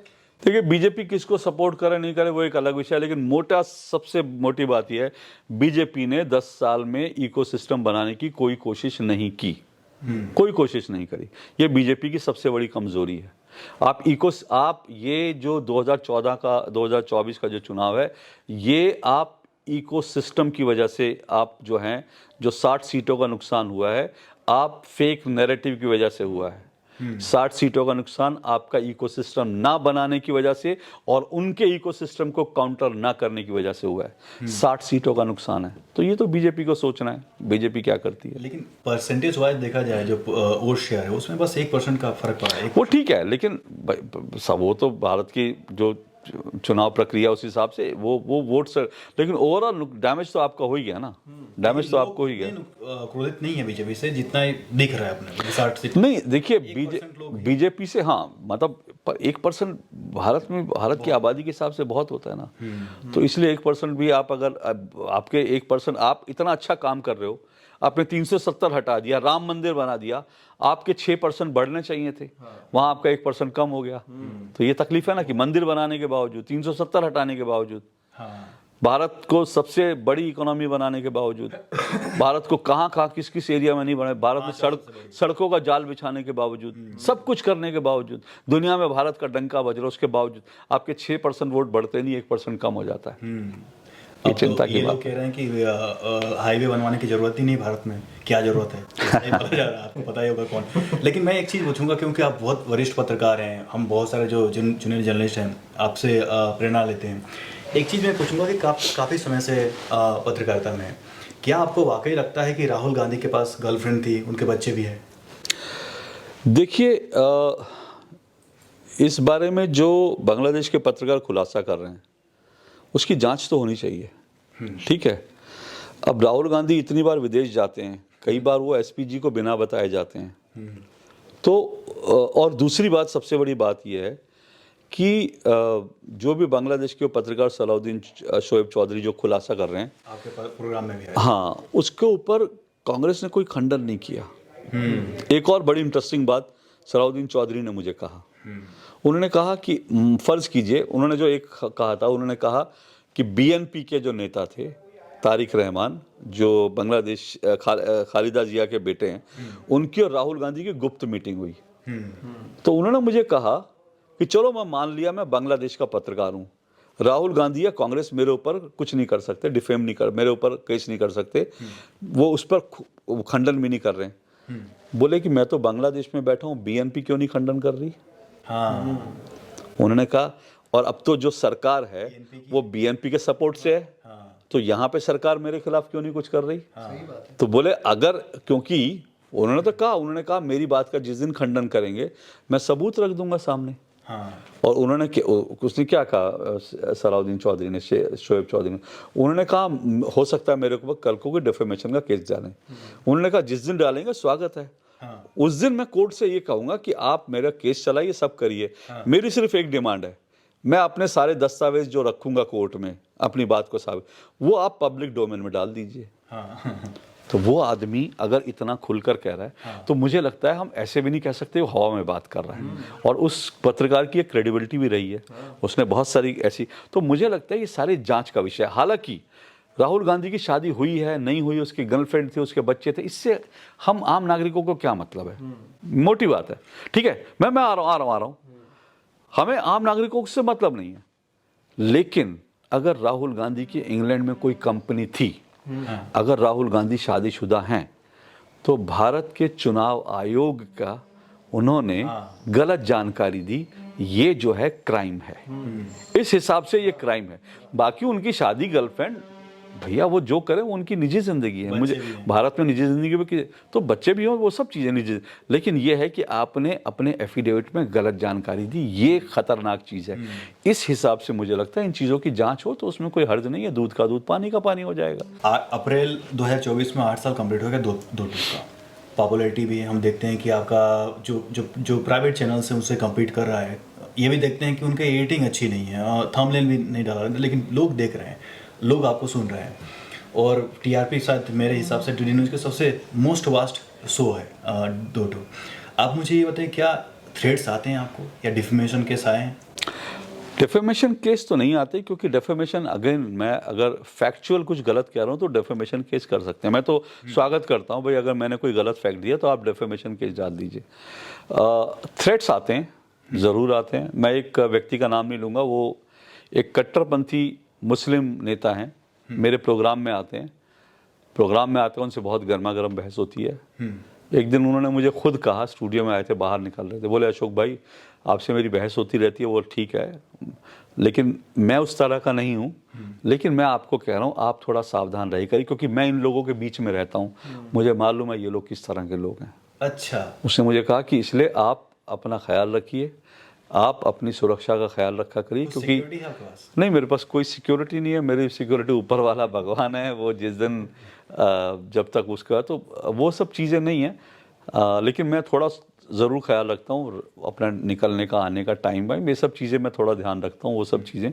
तो उसकी नहीं, तो थ्रेट्स आते हैं, अलग अलग तरह के थ्रेट आते हैं। नौकरी से निकालने के थ्रेट तो बहुत, सोशल मीडिया पे गालियाँ आती हैं, तरह तरह की चीज़ें आती हैं, लेकिन इन सब चीज़ों से डरना नहीं चाहिए। क्योंकि आपने एक चीज़ शुरू में कही थी, वो आपने कि भाई विचारधारा को लेकर, कि भाई विचारधारा को लेकर के क्या समझौता करना चाहिए अगर ऐसी थ्रेट आती है नौकरी के लिए। तो मैं देखिए ये कहता हूँ कि यंग जब जर्नलिस्ट होते हैं तब आपको अपनी विचारधारा पे नहीं, तब आपको फैक्ट्स पे काम करना चाहिए। क्योंकि यंग जर्नलिस्ट एडिटर नहीं होता, आप संपादक नहीं हो, आप रिपोर्टर हो। रिपोर्टर का काम है फैक्ट्स ला के सामने रखना। तो आपके लिए आइडियोलॉजी तब मैटर नहीं करती, आइडियोलॉजी तब मैटर करती जब आप संपादक की जगह पर होते हो। अगर, क्योंकि तब आप एडिटोरियल लिखोगे ना। जब तक मैं रिपोर्टर था या जब तक मैं पॉलिटिकल प्रोग्राम नहीं करता था एज एन एडिटर, तब तक मैं भी विचारधारा को नहीं लाता था, ठीक है ना। तो लेकिन आज विचारधारा किस लिए ज़रूरी है? आज मेरे लिए विचारधारा इसलिए ज़रूरी है क्योंकि दो चीज़ें, एक तो ये कि विचारधारा से समझौता तो हो नहीं सकता, और मेरा मानना जो रिपोर्टर भी है उसको अपनी विचारधारा अपने दिल में रखनी चाहिए। मतलब दिल में रखे, रिपोर्टिंग के समय मत लाए। अच्छा, लेकिन काम में विचारधारा नहीं दिखनी चाहिए एज ए रिपोर्टर, फिर कह रहा हूं मैं एज ए रिपोर्टर। लेकिन वो विचारधारा अगर आपको भारत का नुकसान करने से रोकती है तो वहां तो आप कर, अगर वो विचारधारा आपको इस बात से रोकती है, जैसे मैं आपका, मेरी विचारधारा हिंदुत्व की, सनातन की, भारत की, मैं विचारधारा ये मानता हूं, तो भारत का नुकसान करने वाली कोई चीज होगी वो मैं रिपोर्टिंग नहीं करूंगा, उसको मैं नहीं करूंगा। अगर हिंदुत्व को नुकसान करने वाली चीज होगी वो मैं नहीं करूँ, तो वो विचारधारा। लेकिन मैं फैक्ट्स को गलत नहीं कर सकता ना, फैक्ट्स को मैं गलत नहीं कर सकता, डिस्टॉर्ट नहीं कर सकता। एज ए रिपोर्टर मुझे नहीं करना और एज ए एडिटर भी नहीं करना है। लेकिन जब मैं एज एन एडिटर बैठा हूं तो मुझे उस विचारधारा के लिए काम करना है। क्यों? क्योंकि मुझे अपनी विचारधारा पे प्राउड है। मेरी कोई विचारधारा भारत विरोधी नहीं है, मेरी विचारधारा से अब किसी पार्टी का कोई मतलब नहीं है। मेरी विचारधारा भारत के लिए, हिंदुत्व के लिए, सनातन के लिए, और मुझे अपने हिंदू होने पर, मुझे सनातनी होने पर, मुझे भारत का निवासी होने पे गर्व है। और उनके हिफाजत के लिए मुझे जहां लगता है कि मुझे अपनी विचारधारा पे दृढ़ता के साथ काम करना है, मैं उसके लिए करूंगा, ये क्लियर है। क्योंकि आज उस विचारधारा पे, जो हिंदुत्व की विचारधारा है, जो सनातन की विचारधारा है, जो भारत से प्यार करने वाली विचारधारा है, आज उस पर जितने बड़े हमले हो रहे हैं, मैंने अपनी इतनी उम्र में, मैं करीब 50 साल होने को आ रहे हैं, मैंने अपनी इतनी उम्र में इस विचारधारा पे इतने बड़े हमले आज तक नहीं देखे जो आज हो रहे हैं। 90 के दशक में कार सेवकों पर गोलियां भी चली, तो कहीं ना कहीं वो भी तो अटैक था ना। हाँ, अटैक था, बिल्कुल था। उस अटैक के कारण हुआ ना, उस अटैक के कारण राम जन्मभूमि आंदोलन और मजबूत हुआ। तो जब अटैक होगा और उस अटैक को, जब आप उस अटैक से, उस अटैक करने वाले से लड़ोगे, उस अटैक करने वाले के खिलाफ आप बोलोगे, यूनाइट होंगे, तो आपको उसका प्रतिफल मिलेगा। एक मैं अंत में सवाल करूंगा, ये मेरा लास्ट क्वेश्चन है। जब हम स्कूल जाते थे 2010 और 12 के बीच, तो उस समय एक अखबारों में, प्रिंट मीडिया में, इलेक्ट्रॉनिक मीडिया में ये बताया जाता था कि कहीं भी एक बैग मिले तो बिल्कुल दूर हट जाना। क्या मिले? बैग अगर दिख जाए, अच्छा। कहीं भीड़ भाड़ इलाके में मत जाना। तो हम लोग क्राउड को अवॉइड करके साइकिल से दूसरे रूट से जाते थे, स्कूल पहुंचते थे। डर लगता था कि क्राउड में जाएंगे तो बम फट जाएगा। आज वो बिल्कुल क्लियर है, आज आप कहीं भी जा सकते हैं, स्वतंत्र रूप से जा सकते हैं, कोई डर नहीं। जो ये बदलाव आया है, कि ये लोगों को समझ में क्यों नहीं आ रहा है कि बहुत बड़ा बदलाव है? देखिए, लोग समझ में तो आता है लोगों को, लेकिन भारत में है क्या, भारत में लोगों की शॉर्ट टर्म मेमोरी है। भारत में लोग 2 महीने 3 महीने में ना चीज़ें भूल जाते हैं। एक नैरेटिव आया, भूल गए। भारत में बड़ी शॉर्ट टर्म मेमोरी है। अब बहुत सारे राजनीतिक विश्लेषक ये कहते हैं, और मुझे लगता है शायद सही कहते हैं, जनवरी में 22 जनवरी को प्राण प्रतिष्ठा हुई अयोध्या में। अगर बीजेपी मार्च तक चुनाव करा लेती तो नतीजे शायद कुछ और होते। क्योंकि भारत में लोगों को लगता है अरे कर दिया, अरे ठीक है भाई, ये तो इनका काम था, अगली चीज़ों पर ठीक है। प्राण प्रतिष्ठा 2 महीने बाद भी हो सकता था, चुनाव के बिल्कुल नहीं, वो एक अलग विषय है कि चुनाव के पास होता क्या, मतलब मेरा कहने का मतलब सिर्फ ये है कि लोगों की शॉर्ट टर्म मेमोरी है। लोग भूल जाते हैं। आपको बहुत कुछ मिला, लेकिन आप जो है वो जो मिला उसको आप भूल गए। अब आपको जो अगली चीजें दिख रही है, अब क्या है कि आपको घर मिल गया, आपको जो है शौचालय मिल गया, आपको पक्की सड़क मिल गई, आपको बिजली मिल गई, आपको पानी मिल गया, सब मिल गया। लेकिन अब आपको जो है वो सब चीज़ें आपकी अपनी हो चुकी हैं। अब आपको 8,500 रुपये खटाखट अकाउंट में आते दिख रहे हैं, जो राहुल गांधी कह रहे हैं। तो अब आप उस 8,500 के चक्कर में अब आपको ये सब चीज़ें पीछे। तो ये हिंदुस्तानी है ना, और इस मामले में कह सकते हैं कि हम लोग बड़े कृतज्ञ लोग हैं, कृतज्ञ लोग हैं हम लोग बहुत जल्दी किसी का एहसान भूल जाते हैं। हमारे जो पूर्वज थे, हमारे जो पुरखे थे, उन्होंने हमारे लिए जो किया, हमारे धर्म को जैसे बचा के रखा, चाहे महाराणा प्रताप हो, शिवाजी हो, कैसे हो, हम इन सब को बहुत जल्दी, हम बड़े एहसान फरामोश लोग हैं, हम लोग बड़ी जल्दी भूल जाते हैं। सामने जो दिखता है उसको पकड़ लेते हैं। ये हम लोग की। अभी जैसे एक क्वेश्चन है, मेरा लास्ट क्वेश्चन है, थोड़ा सेंसिटिव है, मतलब आप चाहो तो आप जवाब ना भी नहीं, मैंने दुनिया में ऐसा कोई सवाल नहीं जिसका अशोक श्रीवास्तव जवाब नहीं दे सकता। अभी जैसे आपने कहा था कि जो राहुल गांधी जी है उनके खिलाफ जो भी पत्रकार ने कहा तो उसकी जांच होनी चाहिए। अब यही पत्रकार जो है उन्होंने कन्फर्मली कहा कि अगर जांच होती है तो मैं हूँ। अगर हिंडनबर्ग की जब रिपोर्ट आती है, हिंडनबर्ग जो है वो तो सब चीज़ें को कन्फर्म नहीं कहता है, वो मे बी ये सारी चीज़ों में रखता है, लेकिन अपोजिशन भिड़ जाता है कि जांच होनी चाहिए, जांच होनी चाहिए, जांच होनी चाहिए, जांच होनी चाहिए इस पे।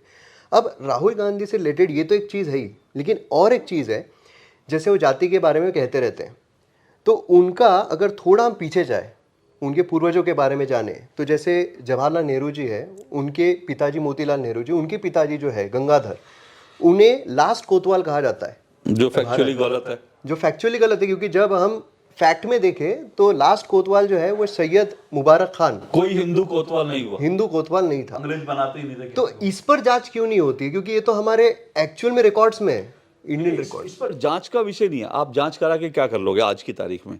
ठीक है, अगर सवाल ये है कि वो अपने पिताजी को कुछ बता रहे हैं, आप उसकी जांच क्या करवाओगे? उसके बारे में फैक्ट्स जनता के बीच जाने वाली बात है। वो फैक्ट्स जनता के बीच जा रहे हैं, ऐसा नहीं है। आज बहुत सारे फैक्ट्स, चाहे गांधी जी को लेकर हो, नेहरू जी को लेकर हो, अंबेडकर को लेकर हो, बहुत सारे फैक्ट्स सोशल मीडिया आने के बाद लोगों के बीच। भारत में ये जो लोग इतने आज जो हैं हिंदुत्व को लेकर, सनातन को लेकर, अपनी संस्कार को लेकर या बाकी चीज़ों को लेकर जो अवेयर हुए हैं, वो सोशल मीडिया पे ऐसी पुरानी चीज़ें आने के बाद ही हुए हैं। नहीं तो बॉलीवुड ने तो हमको ये सिखा दिया था, बॉलीवुड ने तो हमको ये पढ़ा दिया था, दे दी हमें आज़ादी बिना खड़क बिना ढाल, साबरमती के संत तूने कर दिया कमाल। आज क्या आप लोग की पीढ़ी मानती है कि हमको बिना खड़क बिना ढाल आज़ादी मिल गई? साबरमती के संत ने कहा अंग्रेजों भारत छोड़ो, अंग्रेजों ने कहा ठीक है बापू हम जा रहे हैं। ऐसा हुआ था क्या? कोई नहीं मानता। तो आज वो फैक्ट्स जनता के बीच आ रहे हैं। तो आज हमको पता है कि हमको आज़ादी बड़े संघर्षों से मिली है। नेताजी सुभाष चंद्र बोस की आज़ाद हिंद फौज के 40,000 से ज़्यादा जो सिपाही थे, उन्होंने बलिदान दिया था। 40,000 तो वो थे। इसके अलावा सिद्धू मुर्मू, कानू मुर्मू, जब कांग्रेस का जन्म नहीं हुआ था तब उनको फांसी पर लटका दिया गया था। तो ये सब चीज़ें हम समझ रहे हैं। आदिवासियों ने किस तरह से, सन्यासियों ने किस तरह से संघर्ष किया था भारत की आज़ादी के लिए, वो सब चीज़ें अब लोग जानने लगे हैं। तो इसलिए इसकी जांच की ज़रूरत नहीं है, ये ज़्यादा से ज़्यादा फैक्ट्स लोगों तक बताने की ज़रूरत है। इसलिए आपको इकोसिस्टम चाहिए, इसलिए आपको टूल किट चाहिए, इसलिए आपको जो है अपना जो है नैरेटिव बनाना है। ये बड़ा ज़रूरी है। जो चीज़ हुई है, जो अभी हमने बात की है, तो इसी वजह से जब राहुल गांधी जी से पूछा गया कि आपके बारे में, तो वो चिढ़ गए या फिर पूरा इकोसिस्टम चिढ़ गया था? क्या रीज़न था उसके? रीज़न तो यही है भाई, आप सबसे जाति पूछ रहे हो, तो आपसे किसी ने जाति पूछी तो उसमें क्या आप बता देते। अब जब वो जाति बताएंगे तो फिर ये सारे इतिहास खुलेगा। एग्जैक्टली, ये सारा इतिहास खुलेगा। यहीं पर गड़बड़ है। अब वो बड़े दिन तक चुप बैठे थे, उसके बाद वो फिर मिस इंडिया वाला नैरेटिव लेकर आए बड़े दिन बाद। जब जाति पूछी गई तो उसके बाद बहुत दिन तक खामोश थे राहुल गांधी, क्योंकि वो दुखती नस है। आप जब पूछ लेते हैं तो अब इसके ऊपर, क्योंकि अगेन ये बड़ा पर्सनल हो जाता है कि भाई तुम्हारी हिंदू थे, मुस्लिम थे, तुम्हारी ये बड़ा चीज़ें पर्सनल। इसलिए भारत में पर्सनल चीज़ों पे राजनीति नहीं होती। लेकिन जब राहुल गांधी जाति जाति जाति कर रहे थे तो उनको एक पिंच मारा, वो गुब्बारा फट गया। तो यही चीज़ है। तो वो ये चीज़ें लोग समझते हैं, ये चीज़ें समझने लगे हैं। लेकिन यही है कि ये मैंने कहा मेमोरी शॉर्ट होती है, 2 दिन समझते हैं, तीसरे दिन फिर जो है फुग्गा फुलाना पड़ता है लोगों को याद दिलाने के लिए। ये बात है। सर, आपने हमारे पॉडकास्ट पे आए, आपके समय के लिए बहुत बहुत धन्यवाद। Thank you so much. Thank you so much sir, और उम्मीद करते हैं दोबारा आपसे बात करने का मौका मिलेगा। कभी भी, मैं तो इस मामले में तैयार रहता हूँ। बेबाक तरीके से आपने जवाब दिए। मैं उम्मीद करता हूँ कि इसी तरीके से और नए टॉपिक आएंगे। बिल्कुल, एनी टाइम, हर नैरेटिव के लिए हम लोग तैयार बैठे हैं, हर नैरेटिव का जवाब देना चाहिए। साथ में मैं भी उम्मीद करता हूँ कि हम एक साथ मिलकर एक इकोसिस्टम की तरह काम करके जो भी फेक नैरेटिव देश के खिलाफ होते हैं उन सभी से लड़ने की जरूर कोशिश करें। बिल्कुल सबको यही करना चाहिए, बड़ी ज़रूरत है इस बात की। Thank you so much sir. Thank you so much. Thank you. Thank you so much. Thank you.